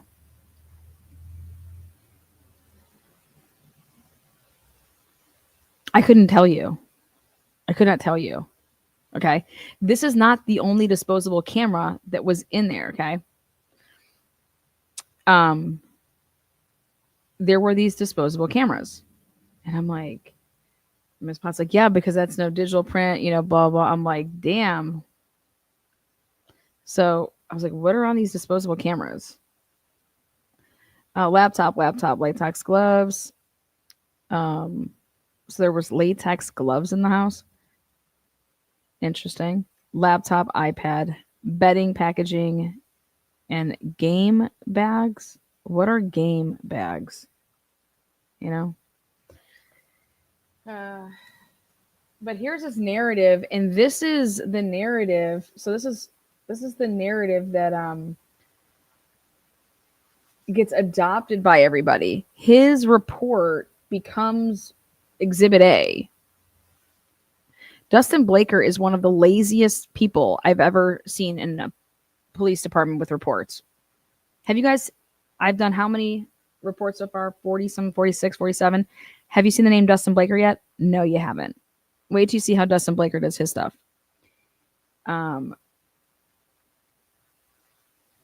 But I highlighted this right here to show you guys that on the first level, I think this is important. Officer Smith and I enter 1122 King Road through the bottom floor, just like the PCA says. All right. And right here, upon entering, I observed a small bedroom on the west side of the bottom floor. That's going to be when you're looking at the house to the right. The door was ajar and I could see a bed. It's very important. A bed was in there with covers and several other miscellaneous personal items strewn about. The room did not appear to have been occupied by anyone, as I did not see any clothes inside. Remember I told you guys back when I did a live, I think I've said it multiple times, that there would be like a bang bang room, a hookup room. Okay. Because back in September, with the body cams that we got, that room did not have a bed yet. That room got a bed after that September 1st body cam. Also, I was like, well, whose bed is it?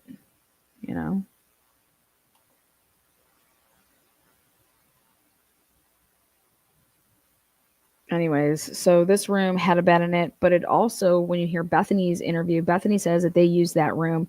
It was Maddie and Kaylee's office.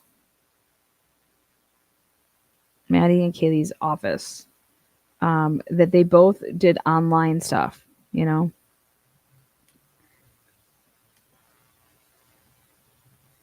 So,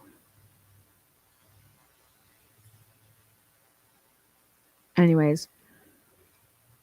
So when people want to get this twisted, this is not Bethany's room that didn't have clothes in it. Okay? This is a room across from Bethany's. Bethany's room did have clothes in it. As you can see, then it says the bathroom, then the east was there. I learned that it was Bethany's room. The room had normal clothes and personal items but otherwise did not seem out of the ordinary. And so I don't need to read through this right now because it's everything that we've heard.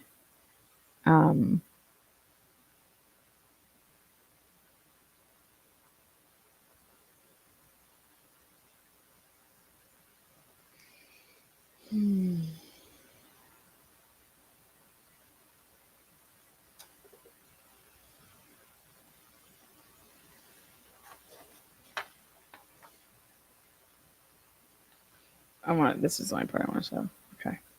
Both Gonsalves and Mogan had numerous visible stab wounds and were covered in a significant amount of blood.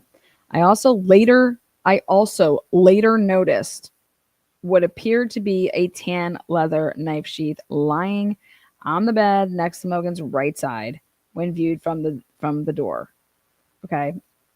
Those are straight from his, these are his words, man. I remained in the room for a moment and then proceeded back outside. I'm over here like, why would you even write that? Why are you even writing that? That's so weird to me. And the only thing I can think of is because there's a evidence log or a crime scene log rather. And is it because you stayed longer than everybody else did, and so you're just like, oh, maybe I should write this down. That I spent, like, I remained in the room for a moment. If you read through this, he doesn't say that about any of the other rooms. He didn't remain in Bethany's room for a moment. He didn't remain. This is the room where the sheath is. He didn't remain in any of these rooms for a moment. How did Anne know of Ethan's legs being cut? It's in the paperwork. It's in the police reports. Brett Payne says it, actually. He's the first person to notice it.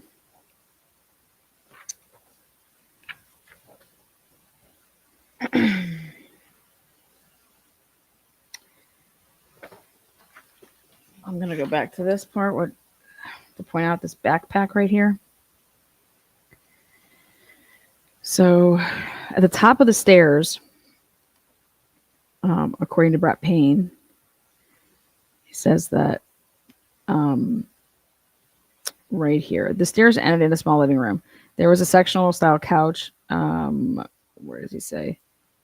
This bag.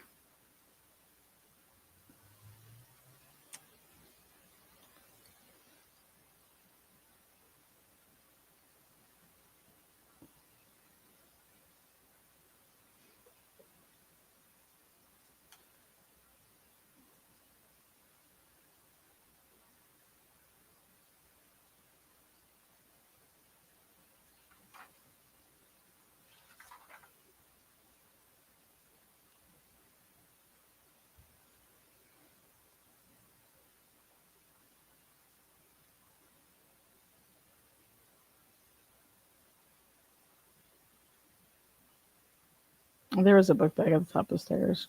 I don't know. I can't find it right now. It's on that page somewhere. Just take a screenshot.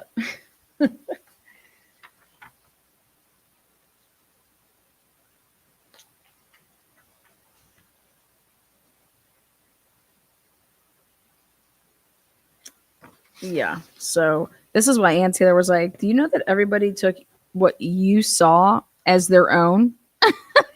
And he's like, yeah. And you didn't have a problem with that. Like, you didn't realize that every PCA that were the A's that were supposedly Maoris and paint or in Blakers, they used yours.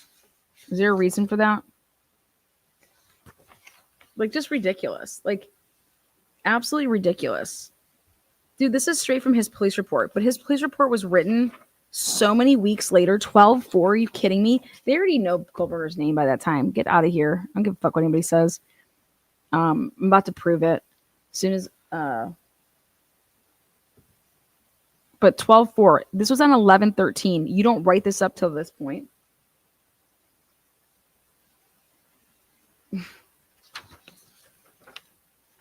This is the first time that you actually see in a report. You're like, oh, sheath. Okay. Very strange. All right, I was paying attention to Payne writing up these reports. And so what happened here is I don't know how long it took him to write this report, but it was wrote and entered at 10:35 and 4 seconds, okay? Then on the same day, 50 minutes later, again, I don't know how long this took to write up, but 50 minutes later, 11:25, 12/4, he writes up his narrative about the test runs and glove collection. Okay. So I pay attention to stuff like this. So he sat at a desk, and on this day on 12/4, his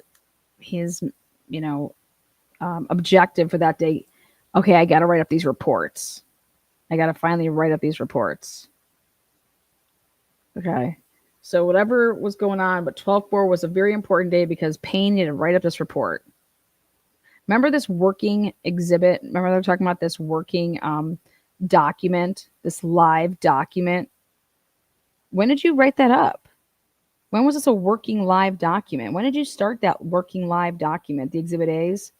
Well, I can just tell you that Exhibit A was not written up until 12/4 to even be like able to be cut, copy, pasted into anybody to be like this working live document. It couldn't have happened before 12/4. And that should be wild to everybody.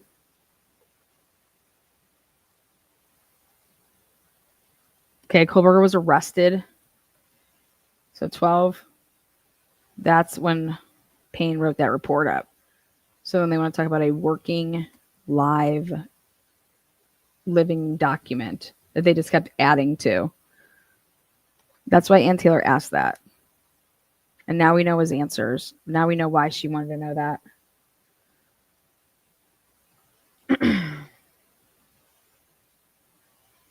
Is that the start date of the document? No, it's just when it was uploaded. So whenever you press enter. So that's how I know it's 50 minutes apart.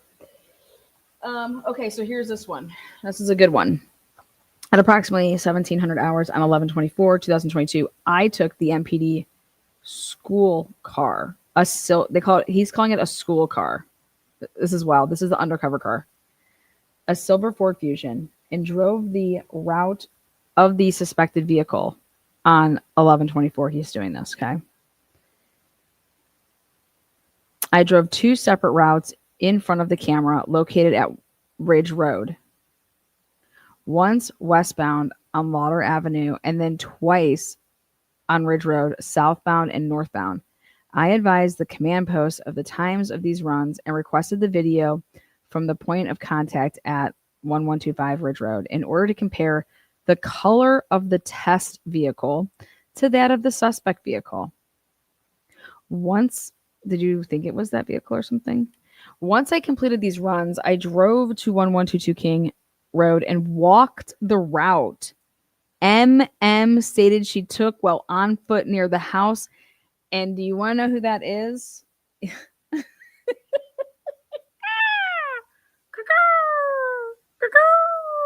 You guys, this is going to get wild. Are you guys ready for this? Like, is it 5 o'clock somewhere yet? Because this is where the investigation for me, when I was reading this, I was like, oh my God, what is going on? Like, we haven't heard anything about an MM yet, right? Have you guys seen a report yet that says the name MM? Right? No, we have not. No, we haven't, right? No MM yet, right? Or these MMA fighters. Well, there are so many MMs in this case. We got Maddie Mogan, we got Molly McMichael, but there is going to be another MM. Can you believe it? Another MM.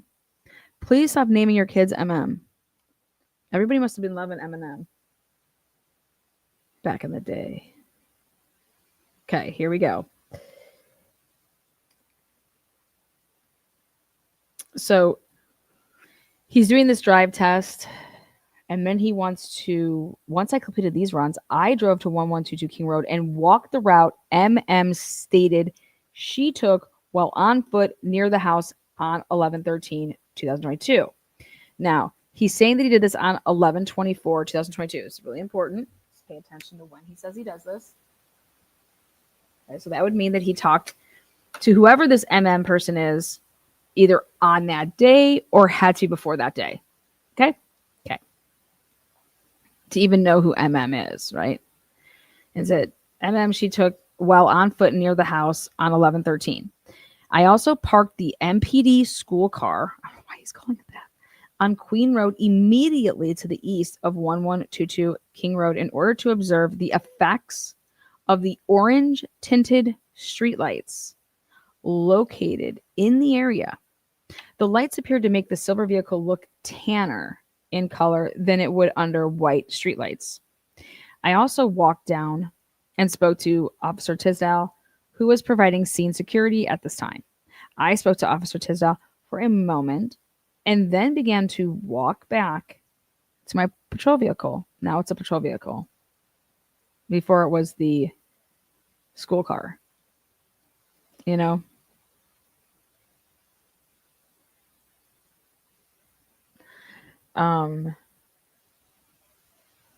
I noticed a black glove laying in the parking lot approximately 25 feet from the front door.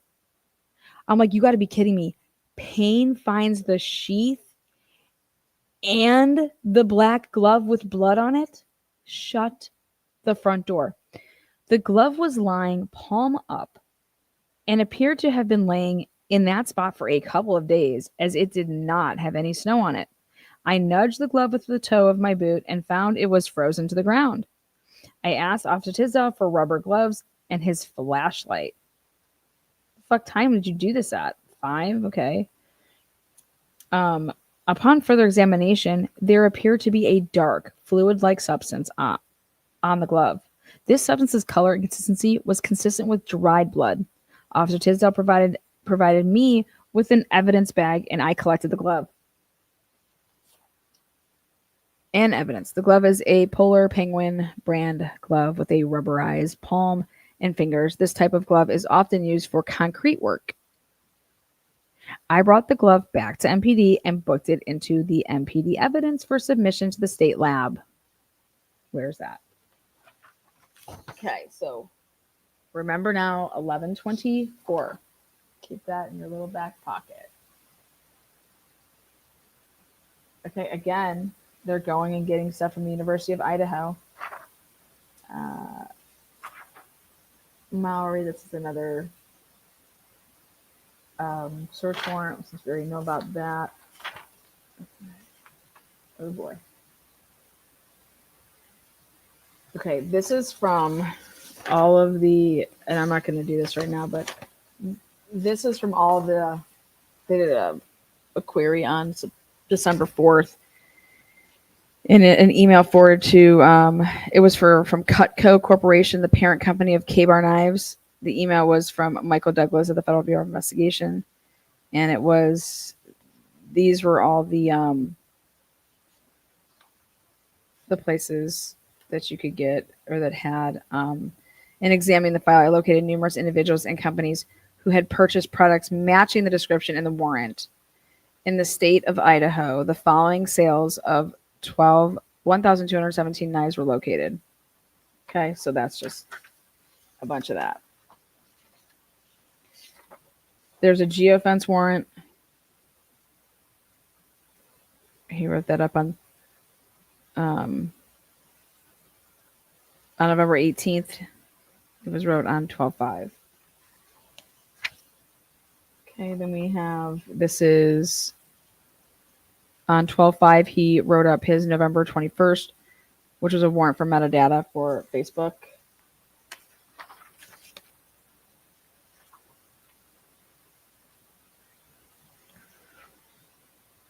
This was to unlock the cell phones of Kaylee and Maddie and Xana and Ethan. On November 15th, I contacted David Taylor of the Coeur d'Alene Police Department. So on the 16th, phones were transported. So this kind of goes with the last. There was another one that we just talked about a little bit ago.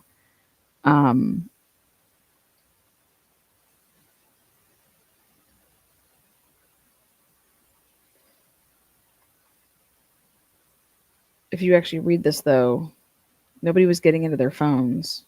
Nobody was reading anything from their phones for a while. We'll come back to that.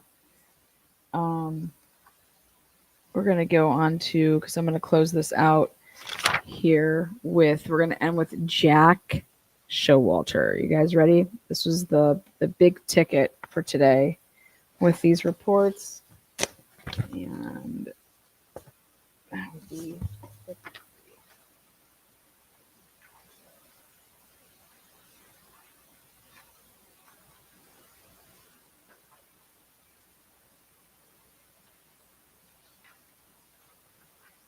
okay.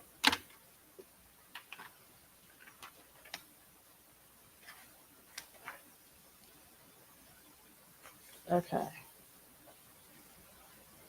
Remember what also a flash could be?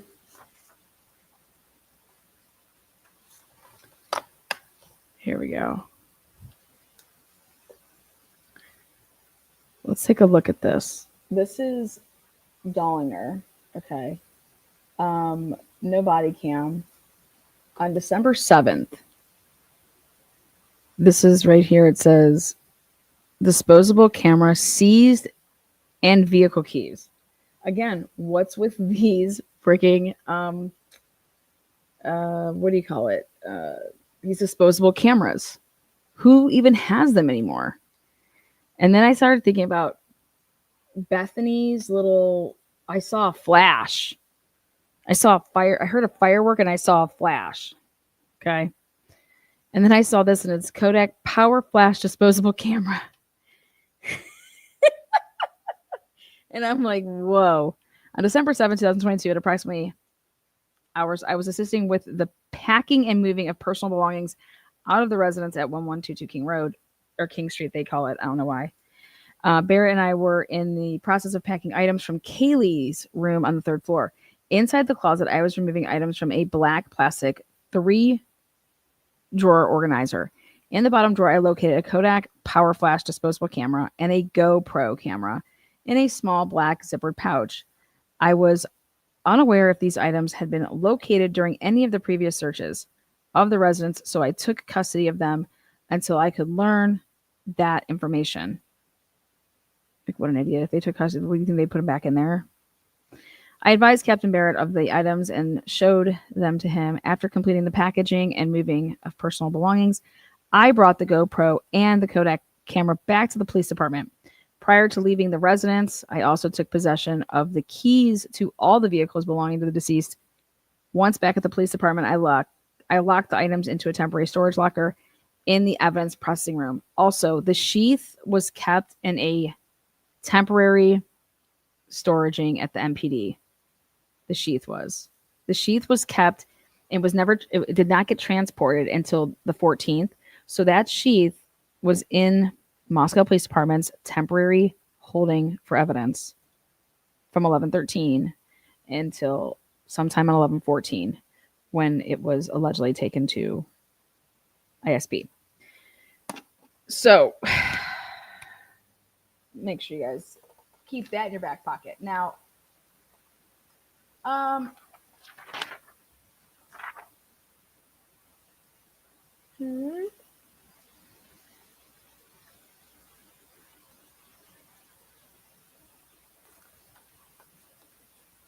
they're just packaging items. He was going through Kaylee's stuff, found $125 cash, 130 or something like that cash. Then this is, I think it's a Tinder account, Tinder activity. Then Madison Tinder.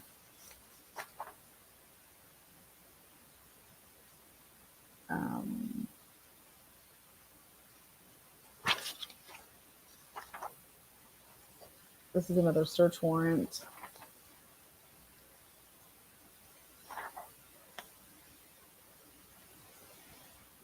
This is evidence of Eric Grower. He was not on duty when he was working.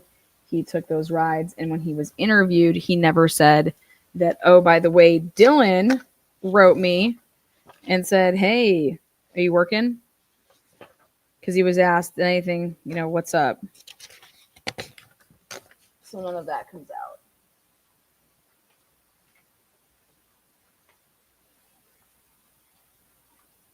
Can't possibly think he is going to say that he didn't know that Dylan and Kaylee weren't like, you didn't know they were roommates. Are you kidding me? Like, that's the address that you would have had to pick her up at. Again, it's pretty wild. Okay, here we go.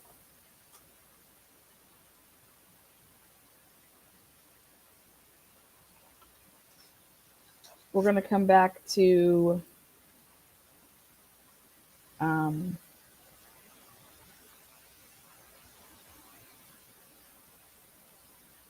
this is a Walmart search warrant. We're going to come back to that. We're going to come back to the family of Ethan being interviewed.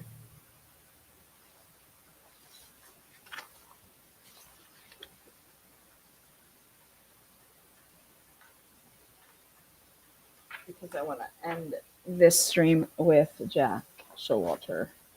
And it's right, it's coming up right here.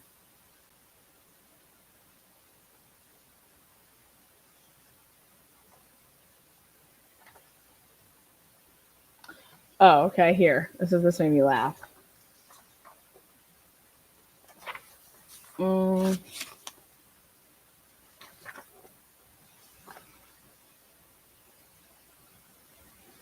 Okay, yeah.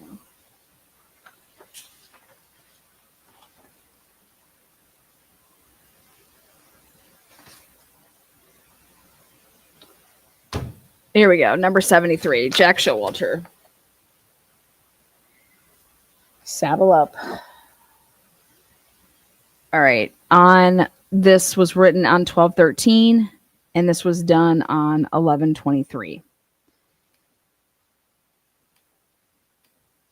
As you can see right there. On 11/23/2022, I applied for and was granted a search warrant for 500 Queen Road. It was Jack Showalter's apartment, the residence of Jack Showalter. The warrant was based off of the following information. Officer House and I responded to 500 Queen Road at approximately hours of 10 on 11/15. We walked on the common walkway in front of the door to Showalter's apartment and observed the exterior of the door. The area around the door had numerous spots of dried fluid, which appeared to be rust drops from a metal roof above the apartment's door. These drops were mainly on the wall next to the door frame and not on the door or not on the frame itself. I observed what appeared to be a different fluid spot on the door approximately 8 inches up from the bottom of the door under the doorknob and under the doorknob. I also noticed the deadbolt plating was very clean, polished silver, and had no dirt on it. I walked away from the door in order to conduct an interview on a possible witness. Officer House and several members of the ISP forensic unit, to include Detective Powell, walked back to 500 Queen Road. I met back up with Officer House and Detective Powell a short time later, and they told me they believe the spot of dry fluid on the door displayed similar characteristics to that of dried blood. Namely, Detective Powell stated the spot displayed a cracking texture common when blood dries on a surface. The spot also displays a similar drop pattern to the blood spots found on the banister wall and the wall on the stairwell to the ground floor, which I observed inside 1122 King Road. Oh my God. I was like, wait, what? Oh my goodness. Oh boy. Oh boy. Officer House also told me he looked at several other doorknobs in the area, the deadbolts, the plates, and they seemed dirty. And this one was wiped clean. So other doorknobs and deadbolt plates on doors in the same apartment complex, all of which had fine layer of dust. Officer House also confirmed Showalter's door did not have the same layer of dust as though it had been cleaned off. I returned to MPD and was notified by Detective Vargas, who was reviewing security camera footage provided by the owners of Linda Lane, of possible footage of someone walking by the camera at 3:50 in the morning on 11/13/2022. I watched the film with Detective Vargas. The camera shows the parking lot of Linda Lane, which is situated roughly south of 500 Queen Road. The frame captures a portion of the Queen Road parking lot in front of, but does not capture the apartment themselves. The area of 500 Queen Road is also much darker than Linda Lane. The video is infrared and is thusly displayed in black and white. At approximately 3:50 in the morning, per the timestamp on the video, a figure clad in dark clothing can be seen walking from the building which houses 500 Queen Road. The figure walks to the west of the parking lot and leaves the frame of the video as the figure enters the sidewalk area between the two other apartment buildings at 500 Queen Road. The terminus of the sidewalk is immediately east of 1122 King Road. The figure is not captured by the cameras any further. Based off of the information above, MPD and ISP officers served a search warrant on the exterior of the front door to 500 Queen Road. Access to the residence per this search warrant was granted only if a presumptive positive test for blood was found on the exterior door. Nothing was found during this search, and the warrant was returned. On 11/23, MPD Officer Morris was contacted by a JS, a maintenance worker. Remember I told you guys I was hunting for a maintenance worker? Oh, daddy. La la la la. La la la la la. Oh, balls. Yeah, this. Okay, so he told Officer Morris he conducted a routine maintenance order on 500 Queen Road, blank apartment, on 11/22/2022, wherein he discovered something of note. I had Officer Morris call this dude and place him on speakerphone so I could talk to him. I asked this dude to tell me what he found. This dude told me and another maintenance worker entered the apartment, which would be John Showalter's, in order to check on the water quality complaint made by the tenant. Both men checked the kitchen and did not notice any issues. This person said he entered the only bathroom in the residence and begun to inspect the drain when the other maintenance worker advised there appeared to be blood on the shower curtain. Oh, what? What? This dude said that he looked and discovered what appeared to be two separate smidges marks on the shower curtain, which appeared to be dried blood. This dude described the smudges as 1 inch by 1 inch. This guy said that he then noticed another smudge of what appeared to be dried blood on the toilet tree flusher handle. Blank added that it appeared to be a spatter. He used the word spatter. Spatter, you guys. He asked to describe the marks. He told me that they appear to be reddish, brownish. He's like, I've seen dried blood before, and the marks appear to be similar to that. This guy added that the only thing he did in the restroom was flush the toilet in order to check the water quality. This guy said that the toilet appeared clean, but became clogged when he flushed it. This guy said he noted it was odd. He noted it was odd, the toilet, because it became clogged. Do these people not know how to write a sentence? Blank said that he and his counterpart then left the apartment. I asked Blank if anyone else had reason or means to access the apartment besides he or Showalter between the time he left and the current time. He said no. I served the search warrant with ISP investigators Jeff Talbot, Hugh Powell, and Jake, whatever his name is. We discovered the blood smears and spots in the location. In addition, there were more blood spatter spots on the wall on the entryway into the living room. Samples of each 94 in total. What the hell? They went into Showalter's place and they took 94 in total. And then I don't know what happened next. I haven't come across anything that says anything. 94. Shit, I'm like, what is this?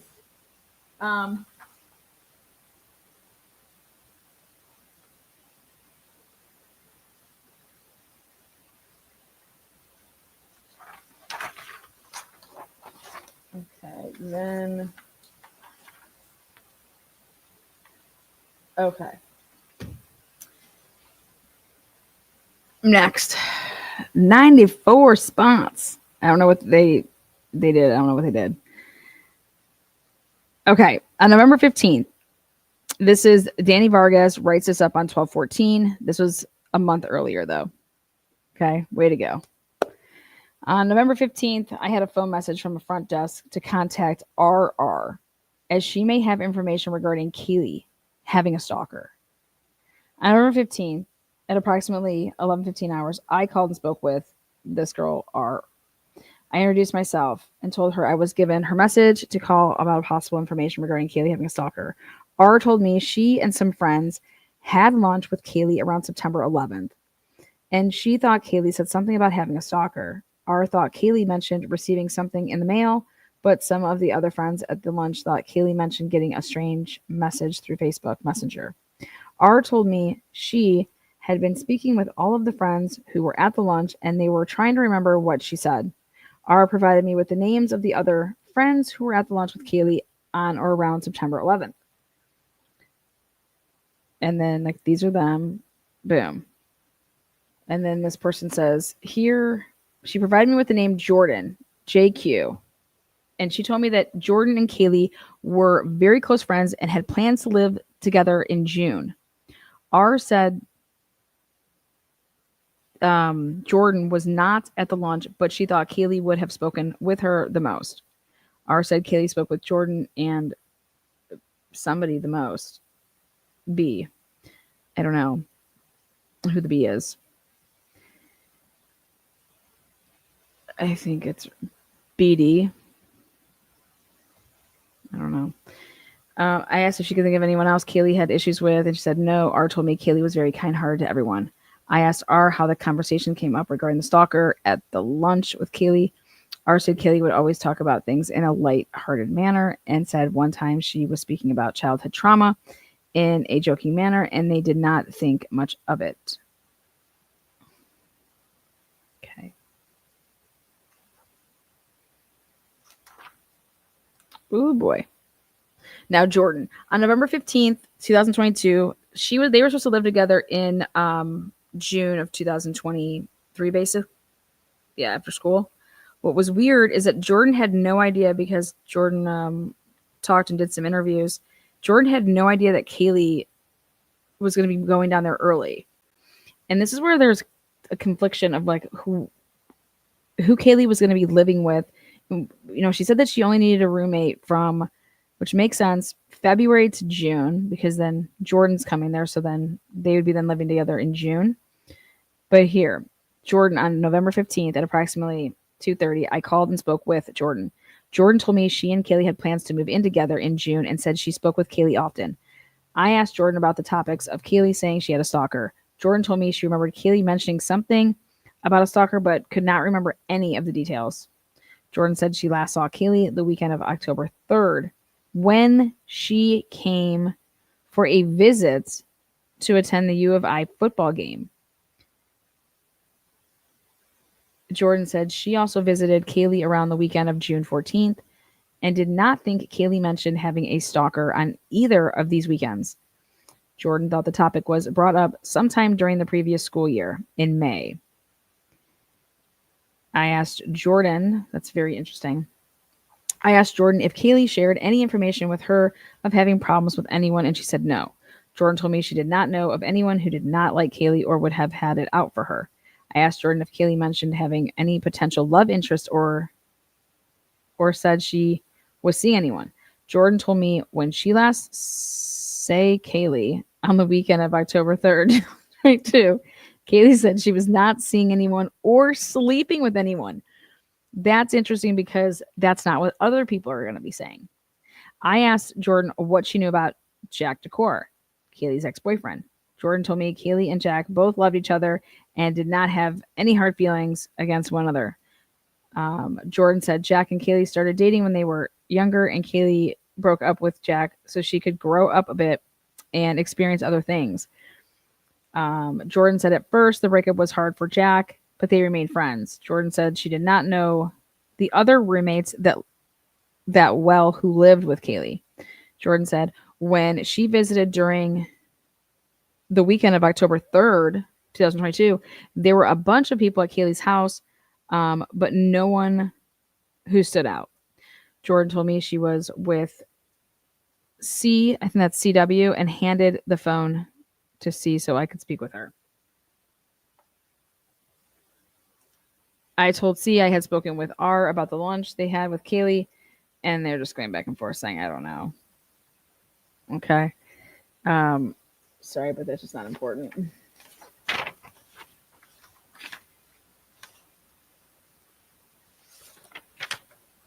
Go back over that.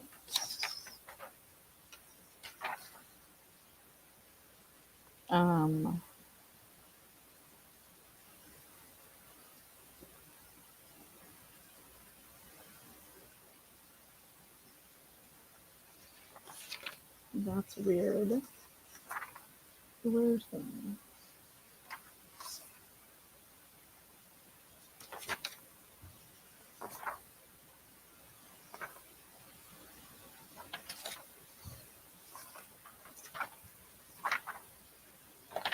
These are search warrants.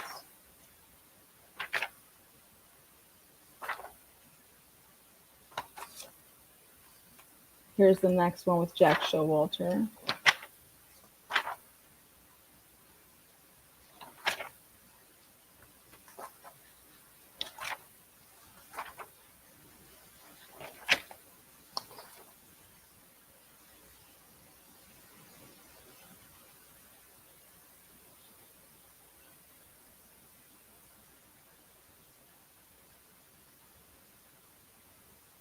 Oh, okay, here we go. This is Bethany. Oh, boy.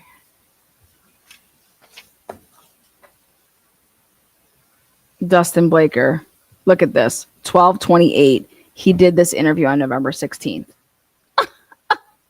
What? Dude, wrote it up. 12/28. The day that you were going to arrest Brian Kober right before. That's when you wrote up your interview with Bethany Funk. Okay. We'll end on this one. I got to rest my throat up, man. God, it's going to be...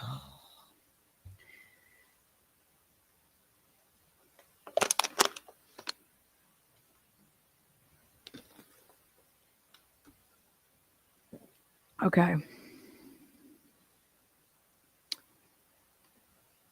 For the record, Jack Showalter said that he did not know who Kaylee was. This was digital audio recorded used to record interview. They worked in concert with the Nevada State Police Investigation Division. This was a follow-up interview with Bethany related to the homicide in Moscow, okay? I asked Bethany who had the front door code. Bethany told me the following. Bethany, Dylan, Maddie, Kaylee, Xana, Ethan, then JMCCLMHJEAJL.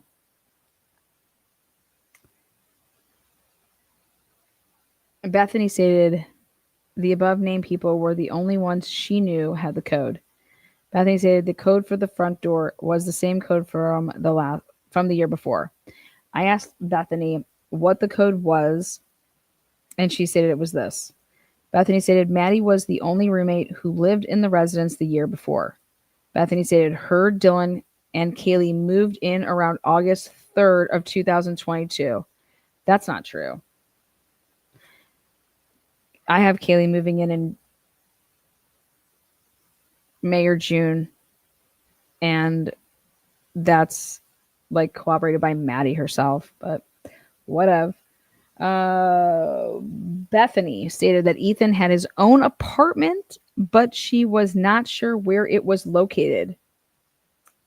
I've read over close to 250 of these of this stuff, and I cannot find where anybody mentions where Ethan's apartment is.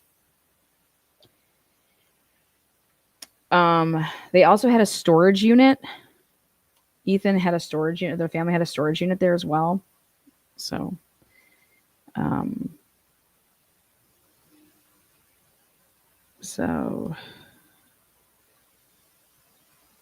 okay. Bethany stated Maddie kept her same room from the year before. Maddie's room was located on the third floor of the east side of the residence next to the bathroom. I asked Bethany about Murphy's routine. Murphy was Kaylee's dog she had purchased when she was still dating Jack. Bethany stated Kaylee would primarily take Murphy out, but Maddie would also help. Bethany stated they never just left the door open because he would run away, so they would have to use a leash when they took him out. Bethany stated Murphy would not bark that often and was very friendly. Bethany stated Murphy would primarily sleep in Kaylee's room, and if Kaylee was not home, he would be left in the room. I asked Bethany about the Uber driver Maddie and Kaylee used on a regular basis. Bethany stated Kaylee knew him from other blank who used him on a regular basis. Bethany stated they would either contact the Uber driver through the app or contact him directly. Bethany stated the Uber driver was very friendly and was always nice to everyone and everybody trusted him. Bethany was able to tell me the Uber driver was married and his wife had just had a baby. Bethany told me he drove a small car, possibly gray or black, but she could not tell me more about the car. I asked Bethany who in the house had a boyfriend. Bethany told me Xana was dating Ethan, Dylan was dating a boy named Quinn who lived in Boise and went to BSU. Maddie was dating a JS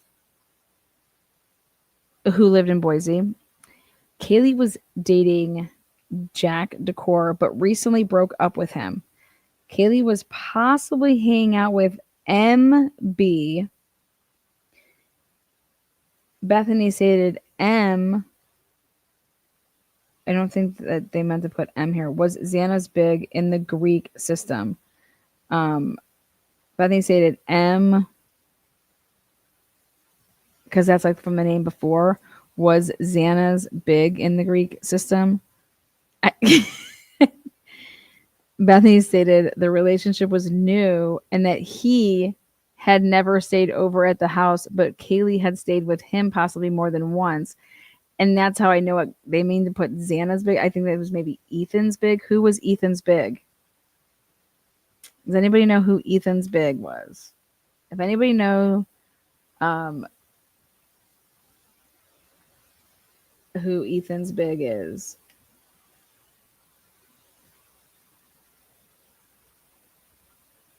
that's who I believe they're talking about. So I don't know who Ethan's big was. I don't even know if Ethan had a big. I'm guessing he did. Who knows?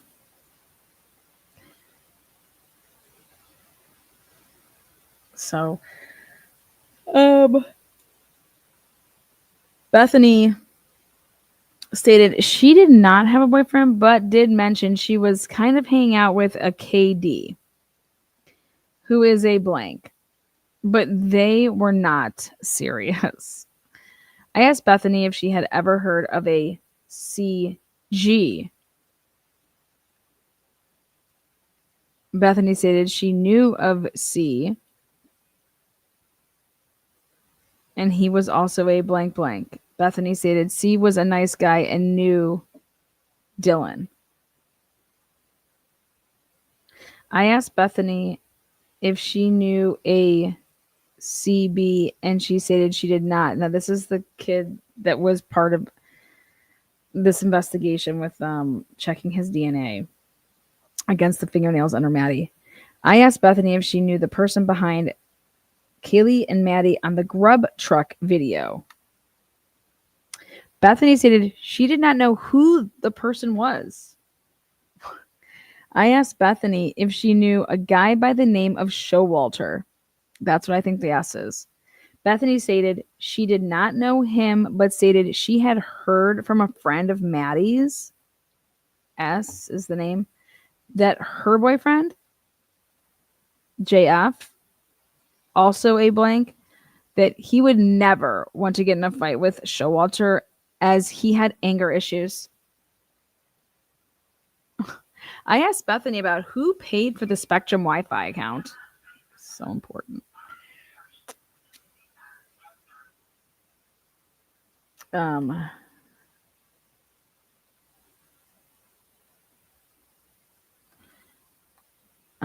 Bethany told me it was Kaylee who paid for the account. Bethany told me the login for the password was blank and the Wi-Fi name was blank. Bethany stated she did not know what the actual username and login was for the account.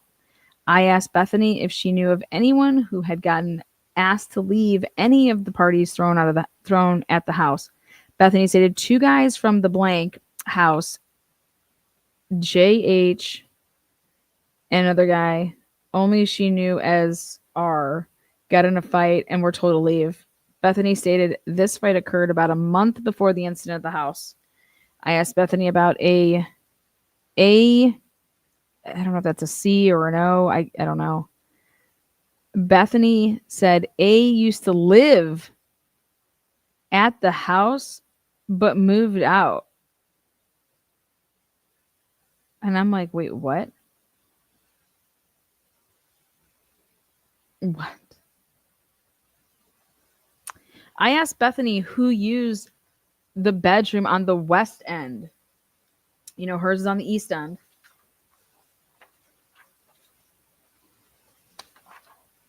On the first floor, so across from hers. Bethany stated Kaylee and Maddie used the room as an office.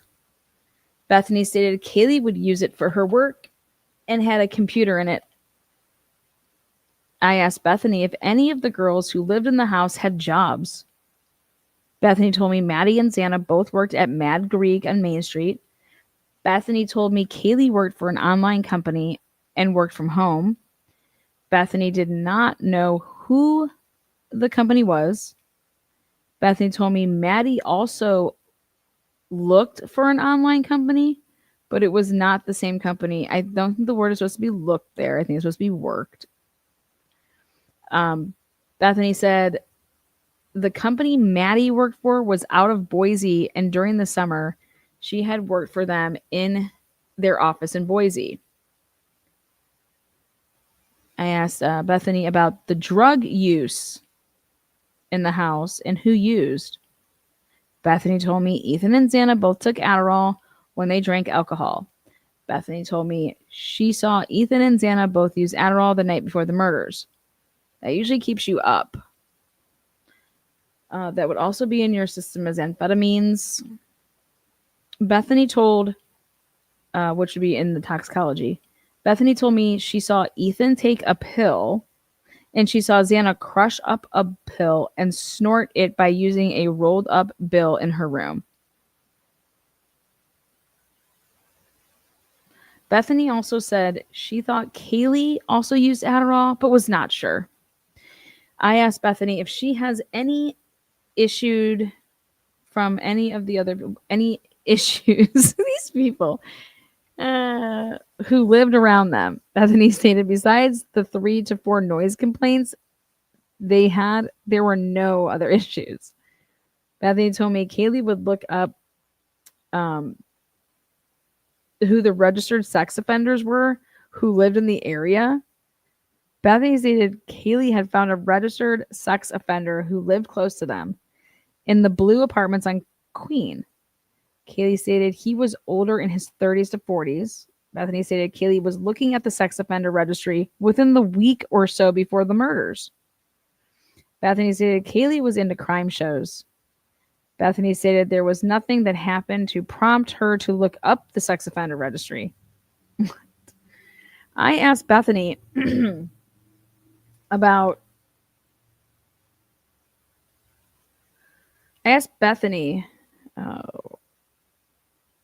about 2 other instances where Kaylee had mentioned some weird things had happened. Bethany told me about an incident at Winco where a male had followed her around the store, watched her check out, and then followed her to her vehicle. We're going to find out that he's an African American, I believe.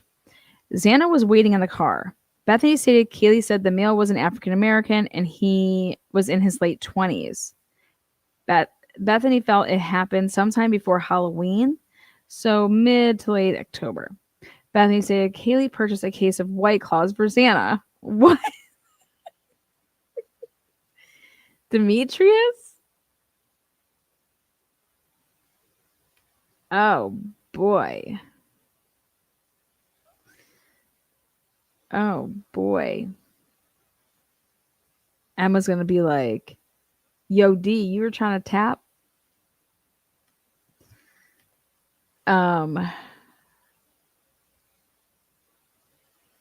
I can't believe that she just added that. Yeah, Bethany stated Kaylee purchased a case of White Claws for Xana.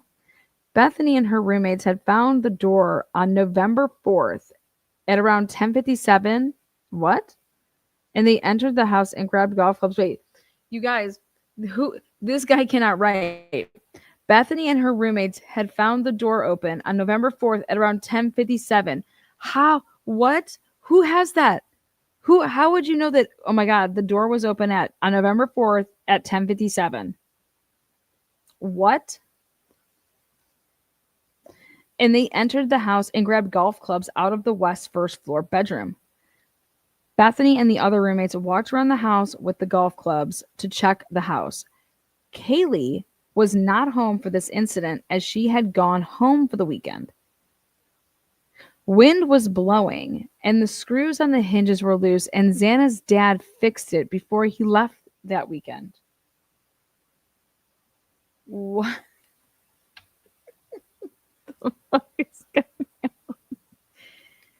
How do you, where did she get this exact November 4th at 10:57? Where is that coming from, you guys? That's just so specific.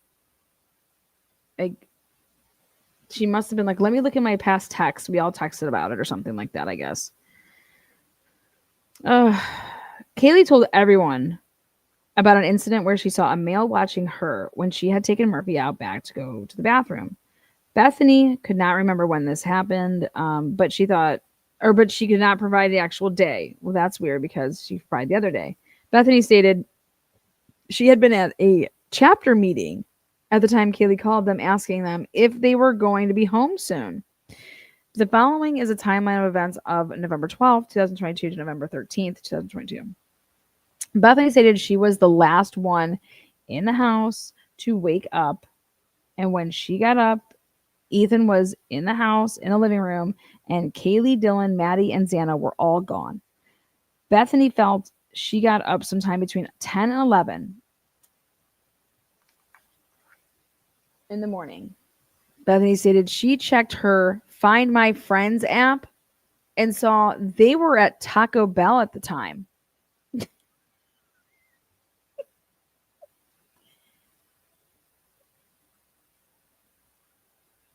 Oh my god.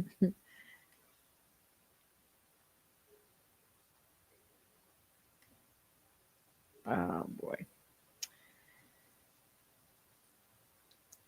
Once Kaylee, Dylan, Maddie, and Xana got back, they started getting ready for the day. Kaylee, Dylan, Maddie, and Bethany were in Kaylee's room and they were getting ready for a party at blank Taylor Street, the Whites.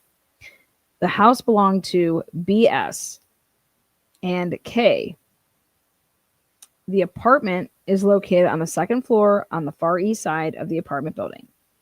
Bethany stated this was between 11 and 12 in the afternoon. Bethany stated Kaylee left for the Whites before the rest of the group.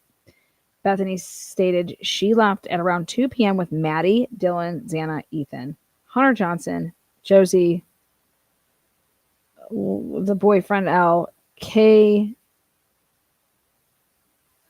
A, B, and SS. Bethany stated she started drinking at around 11:30 or 12. One still at 1122 King Road. Bethany stated she was drinking mimosas and high noons throughout the night. I love a good high noon. I love peach. Bethany also stated she also played a drinking game called Rage Cage. I want to play. How the fuck can somebody Google Rage Cage? I want the directions right now. I love a good game. Rage Cage. Hold on, let me get my water. I gotta clear my throat. Rage Cage? What is Rage Cage? I wanna play.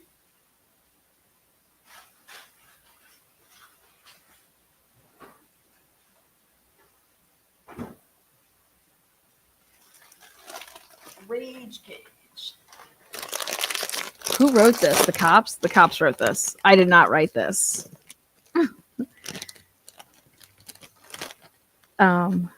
Does anybody know what Rage Cage is? Mm-hmm.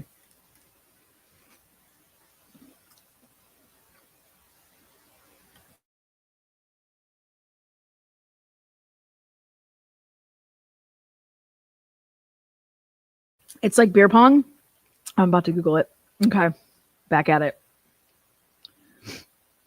Are you just going to eat well? I'm out. Good. Bye. Get the fuck out, Penny. Are you seriously going to eat while talking? No. Have I done it for 2 hours and 46 minutes? No, I haven't. Penny. I'm going to drink some of my drink, Penny. Go PMS somewhere else, Penny.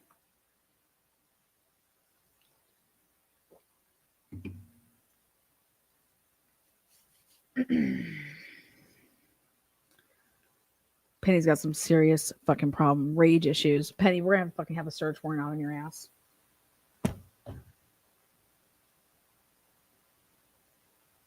All right.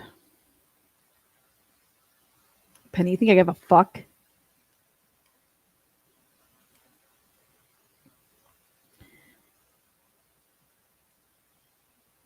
Okay. Let's go back. Bethany, what were we doing, Beth? Okay. Rage cage. Bethany felt she drank a 12-pack of Heinz. Dude, Heinz fuck you up, man. Good for you, Bethany. Dude, these girls were feeling it in a good way. They're allowed to. Dude, she drank a 12-pack of High Noons. Everybody in this chat would be fucking hammered. Okay, all the broads in this chat right now, y'all would be hammered if you had 12-pack of High Noons and you had 2 mimosas in a standard wine glass. Okay. Bethany was also unsure of what she had been drinking when she played the Rage Cage game. Okay. So did they mess up the things? Did they mess up what Dylan and Bethany, like with who was drinking? So I'm just curious, but I think they were both, you know. Bethany stated she was at the Whites up until around 48 hours. The dude, when I was like, what the heck? They have to have her phone. She must be looking at her phone and she must be saying, okay, this is when I texted this person. I said, hey, I'm on my way. You know, so she's using her phone. Which is, 3:48 when she left with Xana. Maddie, Kaylee, and Dylan stayed at the Whites. Ethan had left before her and Xana. Remember, Ethan went to his sister's thing. Bethany and Xana went to A.B. place somewhere on Taylor. Bethany and Xana left there at around 16:51, so 4:51 p.m. I went back to 1122 King Road. Bethany, Xana, Maddie, Kaylee, and Dylan were all at the house and made food. Ethan was not at the house during this time. At around 6 p.m., Bethany, Xana, Maddie, Kaylee, and Dylan, I told you guys, they all went to take a nap. Exactly what you do in college. You go game days, you get up, you tailgate, you do this, you do that, you eat, you nap, then you get back up and you go out in the evening. That is a true college kids routine and good for them. I hope they keep doing it. Those are the best days. Saturdays, those are just fun as hell. So they're all taking a nap and Bethany, Xana, Maddie, Kaylee all went to take a nap and they all set alarms for 8. Bethany got up at 8. Once they all woke up, they got ready to go to the blank for a house party. Maddie and Bethany left first to go to P's apartment at blank around 9. Kaylee stayed home and was not going to go to the party at blank.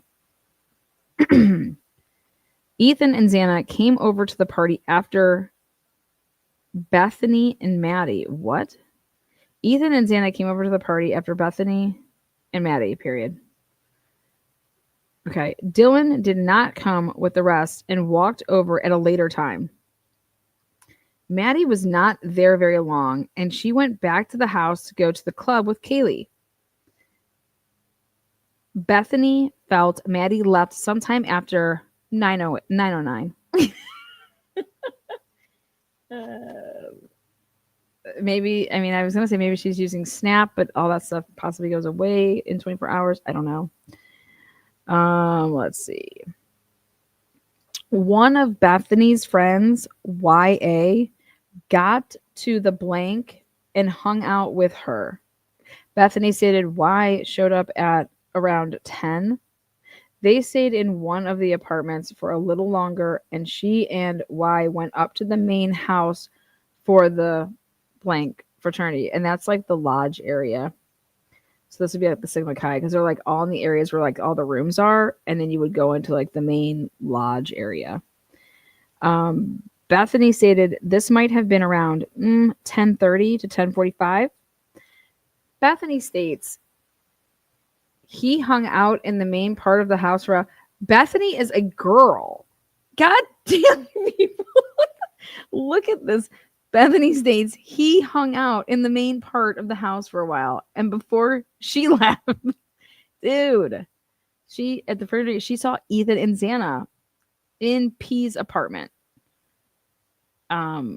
Bethany stated this was at around 12:15. Hunter Chapin says that Ethan and Xana left the party at like 9:15. It's just wild.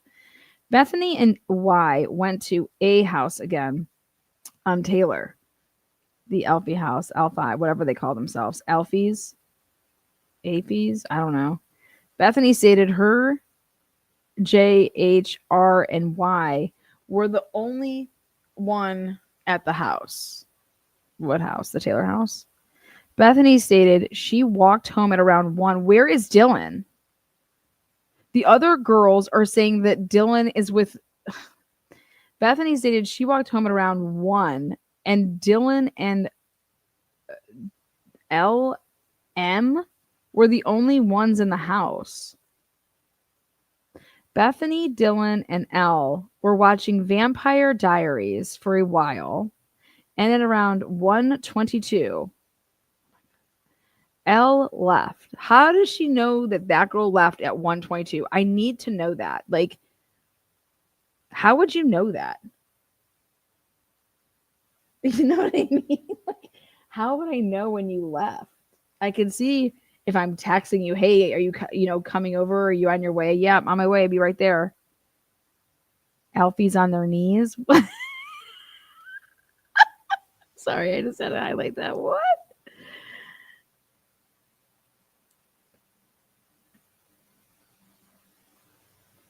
I'm gonna fill in all these blanks with that's what we're doing. Hey, Penny, are you there?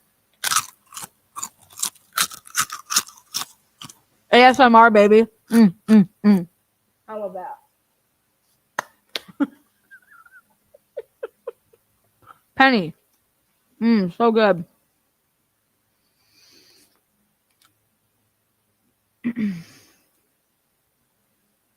Sorry, I just had to. Penny, you've been a bad girl. Penny, you dirty dog, you.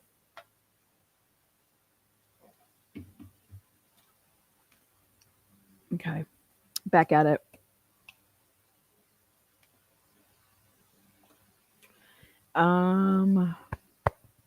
So they're watching Vampire Diaries. Never seen it. I'm going to have to take a peek at it.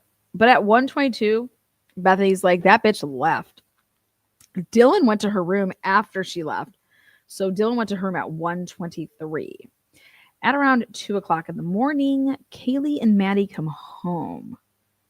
Maddie, Kaylee, Dylan, and Bethany went up to Kaylee's bedroom once they got home. Kaylee's bedroom. Kaylee was getting ready for bed as they were hanging out in her room. Now, it's interesting because I want to know if Kaylee had lashes on, because Kaylee didn't have her lashes on, but Maddie did. And I want to know where her lashes were, because I swear I think she was wearing them in her picture, right? Also, she only had one earring on. Usually when you go to bed, like, don't people take their rings off and their earrings off? I don't know. Bethany, Maddie, and Dylan went downstairs, and Maddie and Bethany took Murphy outside to let him go to the bathroom. Bethany only stayed outside for a short time. Now, this is where it gets weird. Stayed outside for a short time, and she then went back into the house and put something away in her cupboard. What? And grabbed a bag of chips. Oh my God, Penny. She grabbed a bag of chips. But what did she put in her cupboard? Like, what? Wouldn't you know what she put in your cupboard? Like, what did you put in your cupboard? Then I grabbed a bag of chips. Bethany went downstairs to go to bed. Bethany stated nothing was unusual about Maddie and Bethany demeanor when they got home. What? You mean Maddie and Kaylee's demeanor when they got home, buddy? Bethany stated, these people don't even know what they're writing. Bethany stated, they both appeared to be happy. Bethany said Maddie was highly intoxicated and she had not seen her at that level of intoxication for a very long time. Bethany said when she went to bed, she was using her iPad to watch a TV show off of Hulu. Bethany, she said she was watching Baby Daddy. What? Bethany said she was watching Baby Daddy, but supposedly in another report, Bethany is saying that Maddie was watching Baby Daddy. What is Baby Daddy? Anyways, Bethany could not remember what episode she was watching or how long she was watching. What? And there you go. That's a good question, right? As she was watching the show, Maddie came downstairs. Now remember, we have a phone call of Maddie calling at 2:53 in the morning. Remember, Maddie called Bethany's phone. Well, here she's saying that Maddie came down to her room and said and asked her if she had Murphy with her because she could not find him. What? Bethany told her no. I didn't have Murphy. What is going on? What is going on, you guys? This is the most amazing part of the story because this is where the dog comes into play.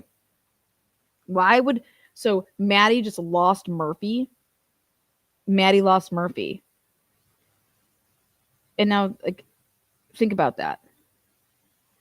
It doesn't even make any sense, but it would make sense of why Murphy's barking, and this is going to be wild.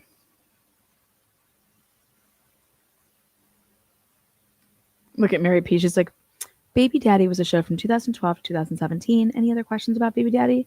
Is it a show for teenagers? What kind of show is it? Is it R-rated?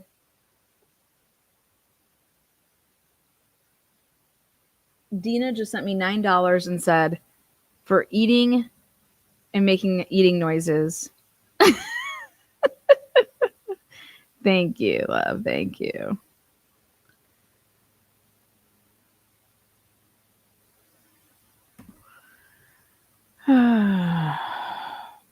Is it a gross show? Okay. Let's go back. All right. So, where are we at? Okay. So here she's just like, I don't know. Maddie comes down and says, hey, do you have Murphy? You know, where's Murphy? She's like, I don't have Murphy, you know?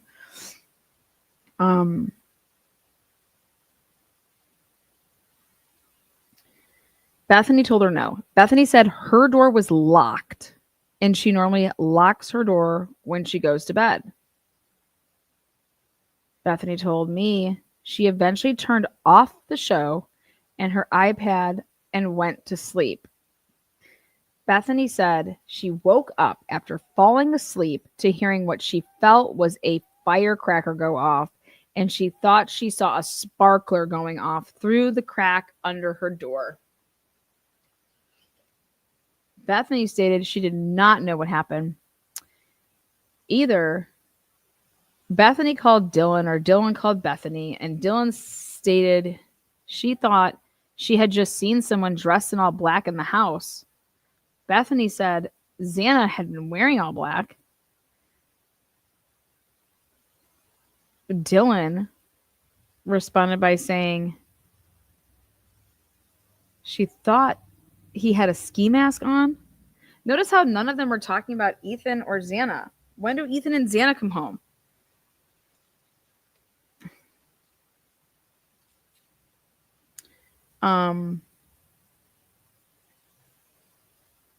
Bethany said that she thought she'd wearing all black. Dylan responded by saying she thought he had a ski mask on, admitted both of her and Dylan got scared easily. Bethany even thought maybe one of Ethan's frat brothers could have been playing a joke. Bethany told Dylan to come down to her room, and Dylan ran down to her room. Bethany tried calling,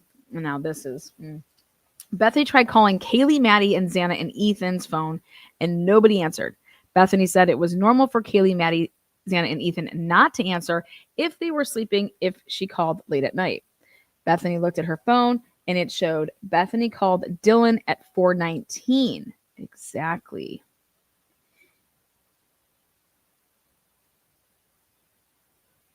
And that's your exculpatory. That's your exculpatory.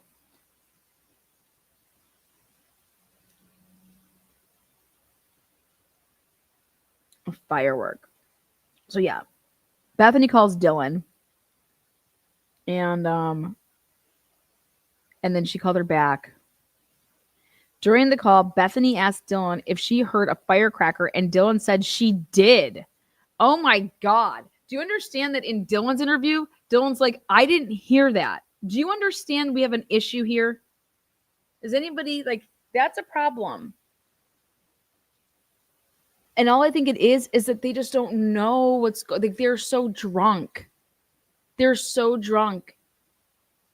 And all of this is just, it's just, and instead of the cops just like recognizing that and seeing that these girls, they were so hammered.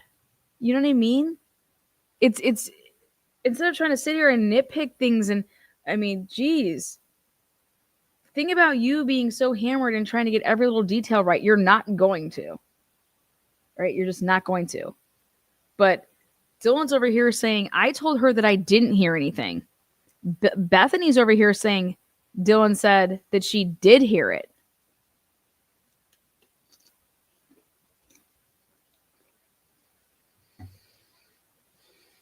Molly G and Liz Katovich were on the executive board. Weren't they younger?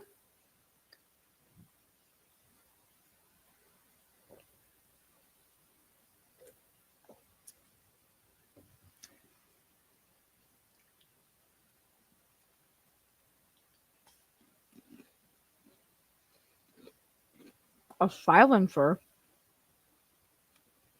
You guys, you know how loud a firework is?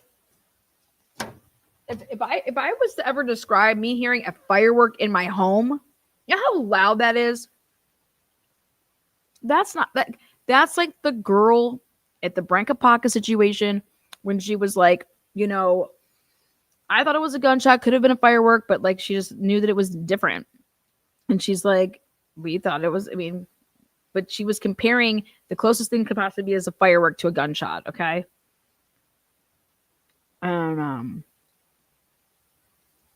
It's like, was that house examined? After you would have read this, you got to have Ann Taylor in there looking for like a bullet, like could, it's just wild.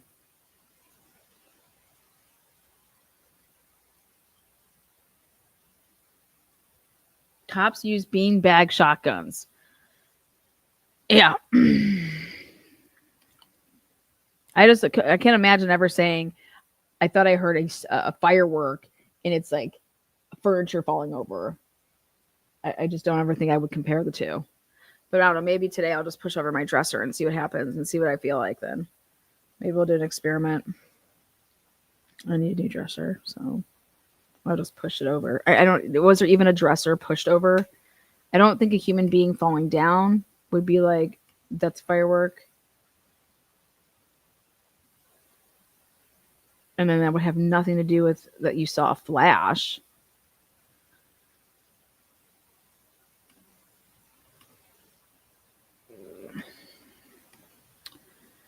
So these officers should have seen and known that the girls, this is all unreliable stuff, and just to leave them the fuck out of it. But they couldn't because they needed to get a conviction. So they needed to use them. And I think that's, hey. But they didn't even, do you guys now see why they left Bethany completely off the ticket? You know, I'm surprised that Ann Taylor wasn't talking about that. That Bethany's over here saying that she heard a firework. You know, fireworks. Firecracker.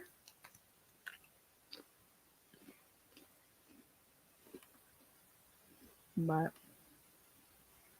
I'm also interested to know why she doesn't have an exact time for when she heard the firework, you know.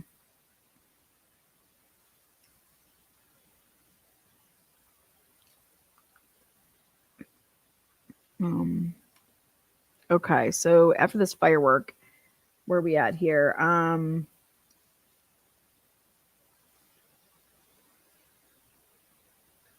Bethany said so when she said she was bringing all back, Dylan responded by saying she thought she had a ski mask on. Bethany said she didn't really know what to say to what Dylan said.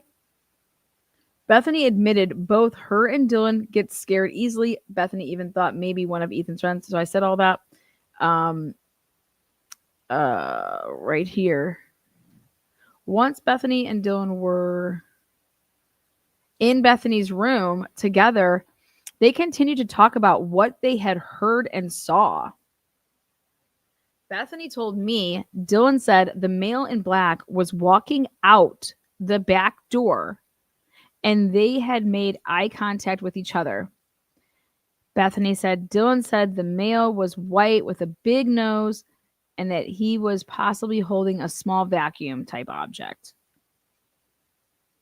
Bethany and Dylan did not call 911 at the time because Bethany thought Dylan was imagining what she was talking about. What? You saw a firework. What? She was imagining what she was talking about. Do you think that Dylan is the little liar? You think that, what do you mean? All right. Dylan showed up.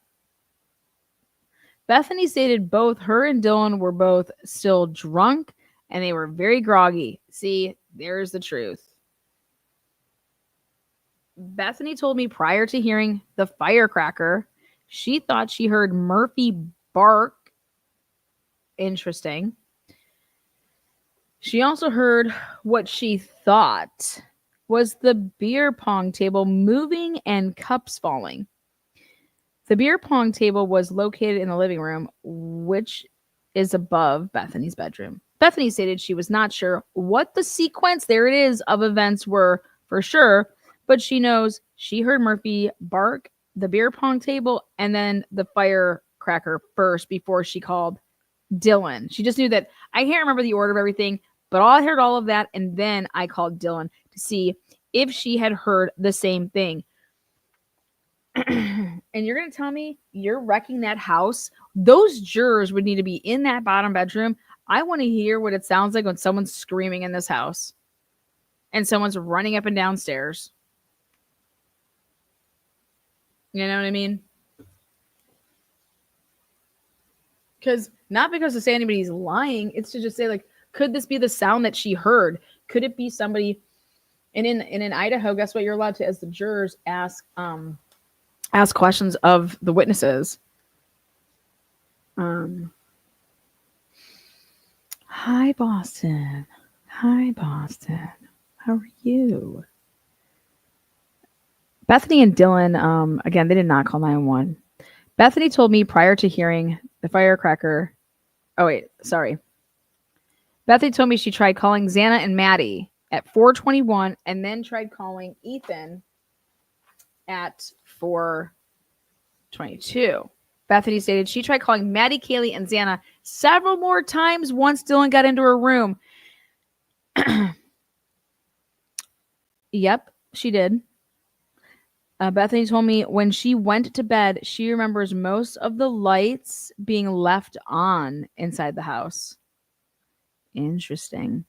Bethany told me after trying to contact the other roommates, she fell back to sleep and then woke up at around 7:30 and tried calling her dad about her tooth.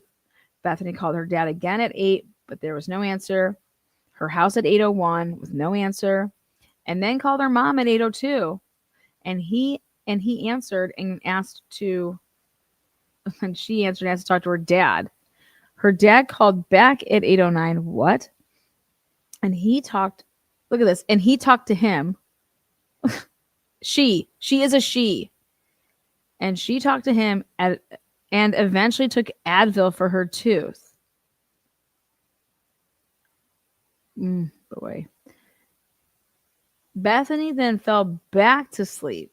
Bethany woke up at around 11 and noticed no one else in the house was up. Bethany stated she knew this because Xana's Snapchat location was not on. And it should have been. Well, why wasn't her Snapchat on? Was her phone dead? Bethany and Dylan got scared because they should have been up. Bethany then called her friend Jenna and told her she and Dylan were scared and asked if she would come and get them. Dylan then called Emily and asked her to come over. Dylan and Emily knew Emily was with Hunter, so they knew he would come over with her.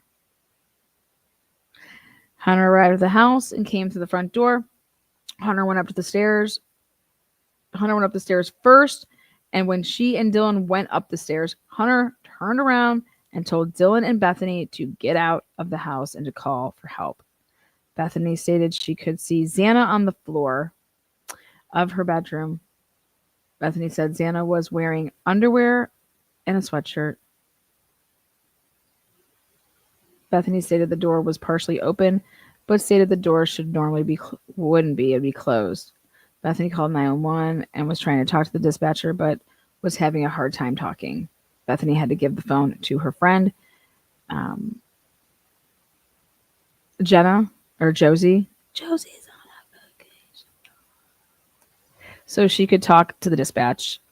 I asked Bethany if she has ever seen Xana on the floor like she did like that morning.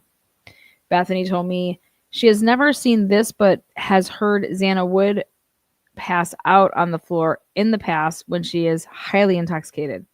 Bethany told me Hunter went back into the house. Bethany could not remember if Jay and E went into the house. Bethany told me she believed Hunter grabbed a knife from the kitchen when he went back into the house. How would you know that if you weren't with him? But then it's like, okay, Hunter told me. Bethany said the police arrived as she was still on the phone and she disconnected with dispatch. Bethany did not provide any further information related to this incident. And guess when you wrote that up, buddy? Guess when you wrote that up? Oh God, how many, what was it, a month and a half later? I mean, it's just crazy. Dustin Blaker wrote that up on 12/28/2022, right before the arrest of Brian Kohlberger. And it was WatchGuard video and video from department interview room. Thank you, Nevada. Thank you, Nevada, for doing that. So, goes into Jack Showalter some more. Jack Showalter called the police himself. Not sure people know that. But Jack Showalter called the police himself.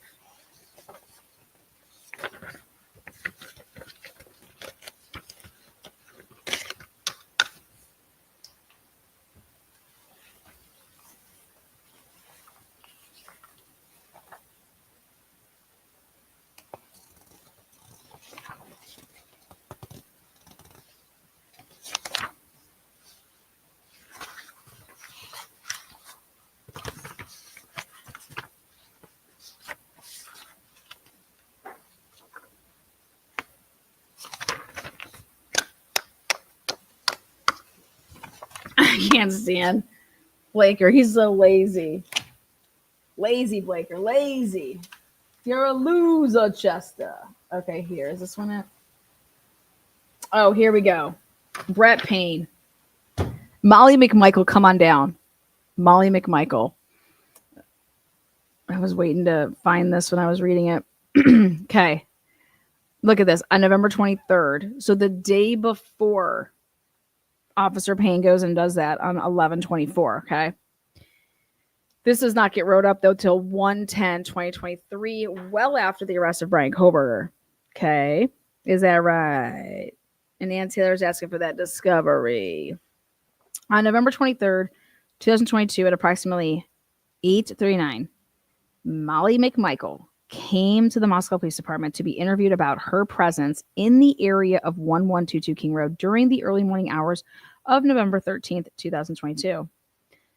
McMichael was identified as being in the area through records obtained from DoorDash via a search warrant and was confirmed as being in the area based off of a Google geofence warrant. So anybody out there that thinks that Molly McMichael came forward as a, oh my God, I delivered to them, I cannot believe this. No. Molly McMichael did not do that. Okay. Did not do anything like that. Geofence warrant as well as the DoorDash warrant came back. So here's Molly McMichael. She comes out of the station. Good friends with Bill Thompson.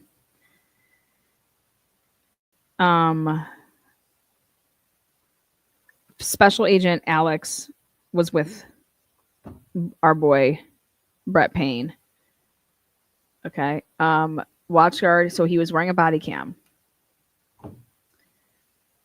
Molly told me she worked for 12 to 18 hours on the night November 12th to November 13th and received 3 orders in the King Road area. Wait, 12 to 18 hours? Are you kidding me? Who can drive for 12 to 18 hours straight doing DoorDash?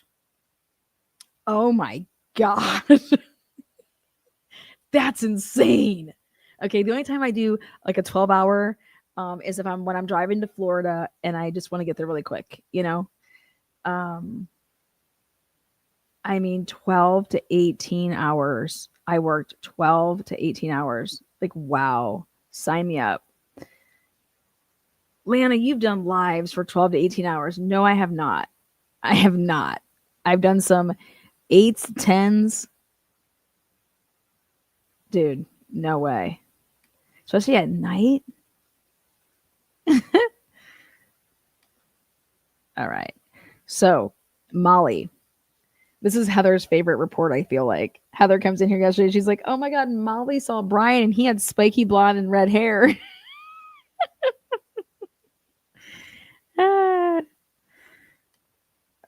There we go. So 12 to 18 hours, man.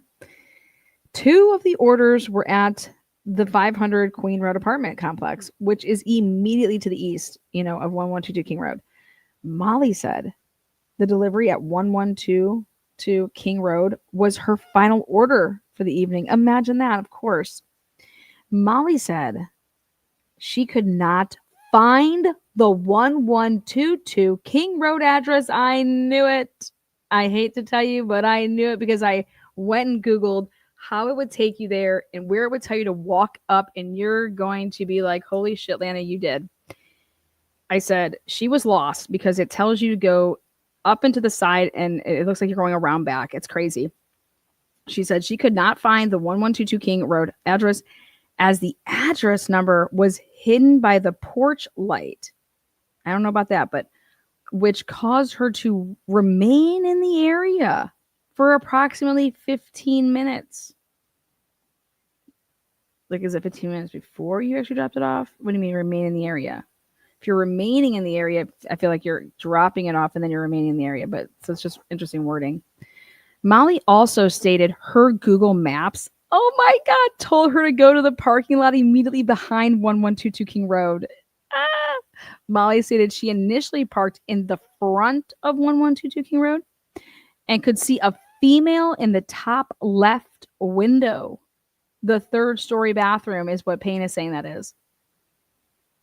Now, I think she's just confused, but the left top window, you guys, if she's not going all the way up, that's the living room as well.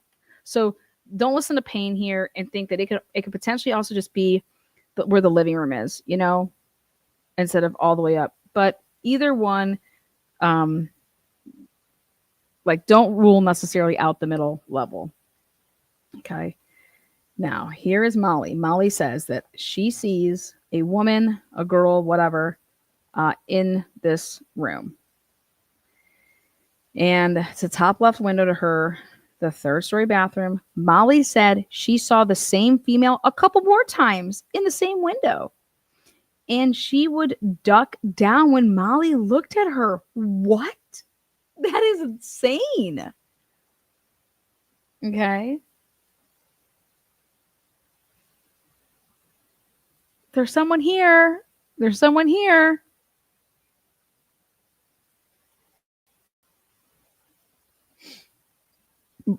Wait, who? Why would anybody be ducking down? But think about this. If you're going upstairs to downstairs and you're in the second level, you're not ducking down, because that the stairs to go downstairs to go to the first level, if you're in the window and then you like go to walk down, you know? So I'm just looking at it like from all different. Somebody was just standing and ducking and standing and ducking and standing and ducking, like really weird. But it could be, sure. Also, maybe Molly doesn't know what she's talking about, but so she's saying that Molly said that she initially parked, or I'm sorry, Molly says that she initially parked. Oh,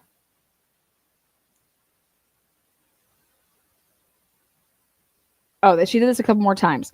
Molly then said that she drove to the back parking lot behind 1122 King Road and parked.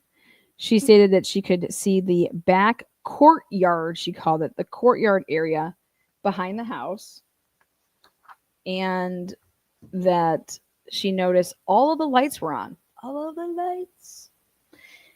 Molly stated that her map told her to walk into the back of the house, but she did not feel comfortable doing so because there was no path. Exactly. It doesn't tell you to walk in the back. It tells you to walk. It tells you to come from up from the side, and then you would you either have to like decide if you're going along the back or along down the front.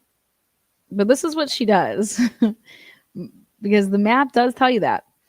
Molly said that she didn't feel comfortable doing that, so she said she started to walk down the road, which runs north and south. So then she's staying like on that little road that's right next to the house, immediately to the east of the residence. Molly stated a tan sedan drove next to her while she was walking. A tan sedan. Molly said there was one male driver and noticed he did not look at me. She said he looked completely zoned and just drove by her. Molly later stated the driver was white with blonde or red spiky hair. Molly also noticed the dome light in the car was on when it went by, and later told me the male was wearing a light collared shirt. She is going to testify that she saw Brian. Molly stated she walked back up to her car and drove back to the front of 1122 King Road, at which point she saw the address numbers. Molly said she placed the order at the front door, took a picture, and then left at approximately 4. I love how they say approximately 4. During the time Molly was in the area of the King Road residence, the white Elantra can be seen via the King Road camera driving back and forth on Walenta Drive, and then enter the King Road, Queen Road loop at approximately 3:56.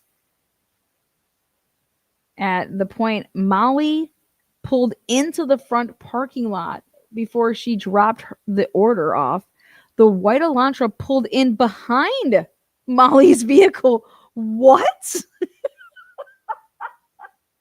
Dude, wait, what? And then exited the King Road at approximately 3:58. So what they're saying is that Brian Covert decided to pull in behind Molly and then just decide to turn around and then leave at 3:58?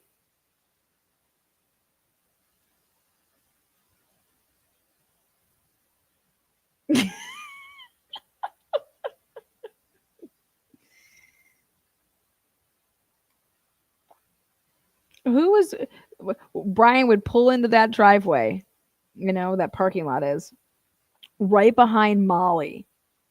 All right. Now, I was like, wow, I was reading this and I was like, wow, this is going to be wild. Okay. So,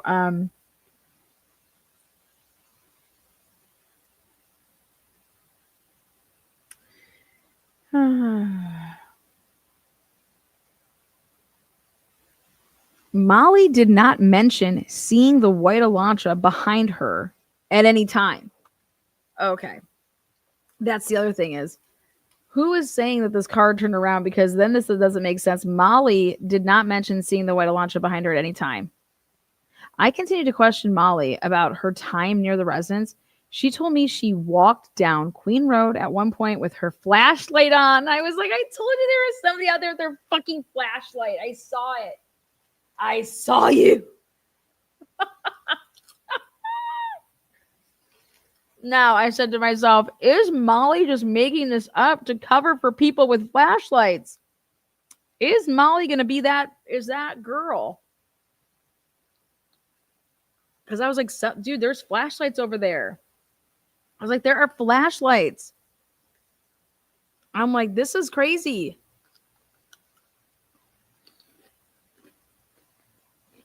Molly, where'd you get your flashlight from? You know what I mean?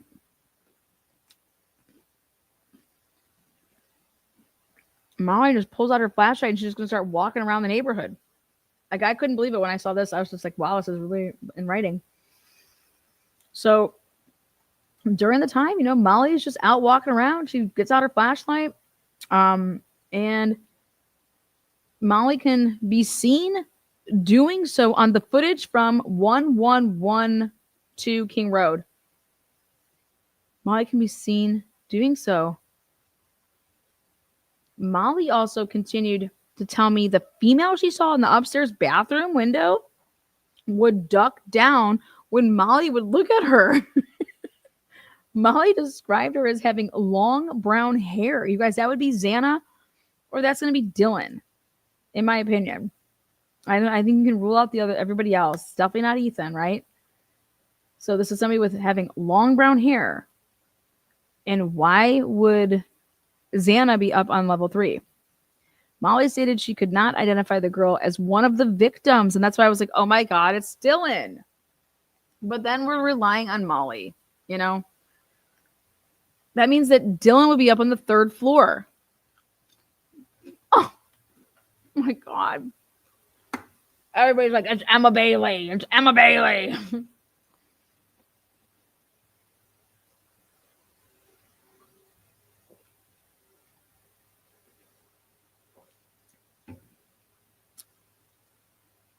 It doesn't matter. The thing that everybody needs to say is, this is crazy.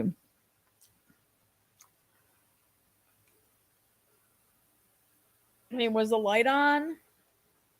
What that Molly saw, she's like, oh, somebody just kept looking out and saying, and then ducking. Maybe they're sticking their head out while they're taking a shit on the toilet. I don't know, but ducking. Why are you ducking? That doesn't make any sense. This person's just ducking.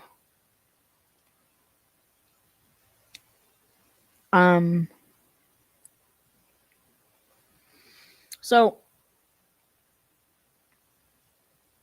approximately 30 minutes into the interview, the FBI dude was requesting Molly to take part in a cognitive interview. They were like, dude, what does she not understand? Is she struggling here? Great. During this time, Molly confirmed much of the information she already told us. Molly was able to remember she had her dog with her during one of her walks in the area, but did not clarify much more in the ways of the details of the evening. Did you ask her if she had anybody else with her? How many walks in the area did she have? Anyways. All right, I'm going to end this here. I wanted to keep it at 2 hours. We went an hour and a half over that.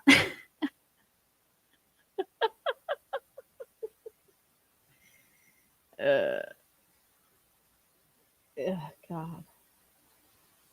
There's still more from Jack Showalter. This is...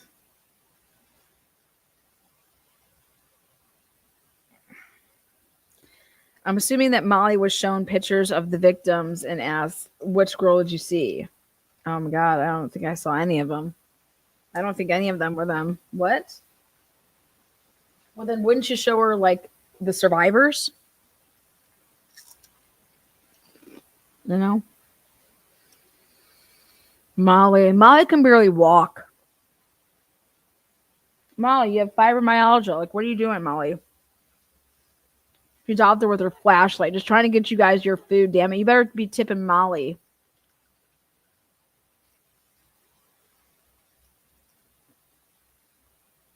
All right, y'all. Someone says because shit already happened. Yeah. There's someone here. Oh my God. What's going on? Why is there someone here? Oh, because Xana ordered DoorDash. Oh, shit.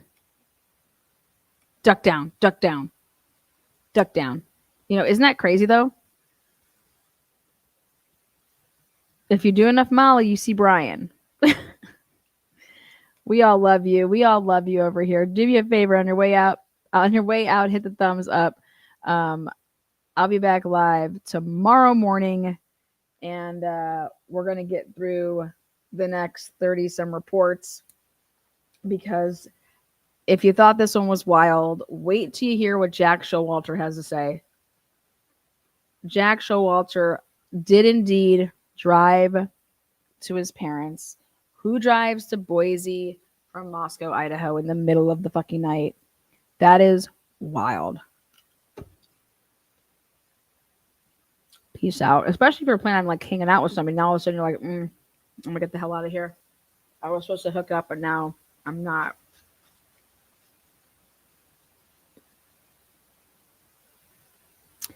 Until next time, peace out, Girl Scouts.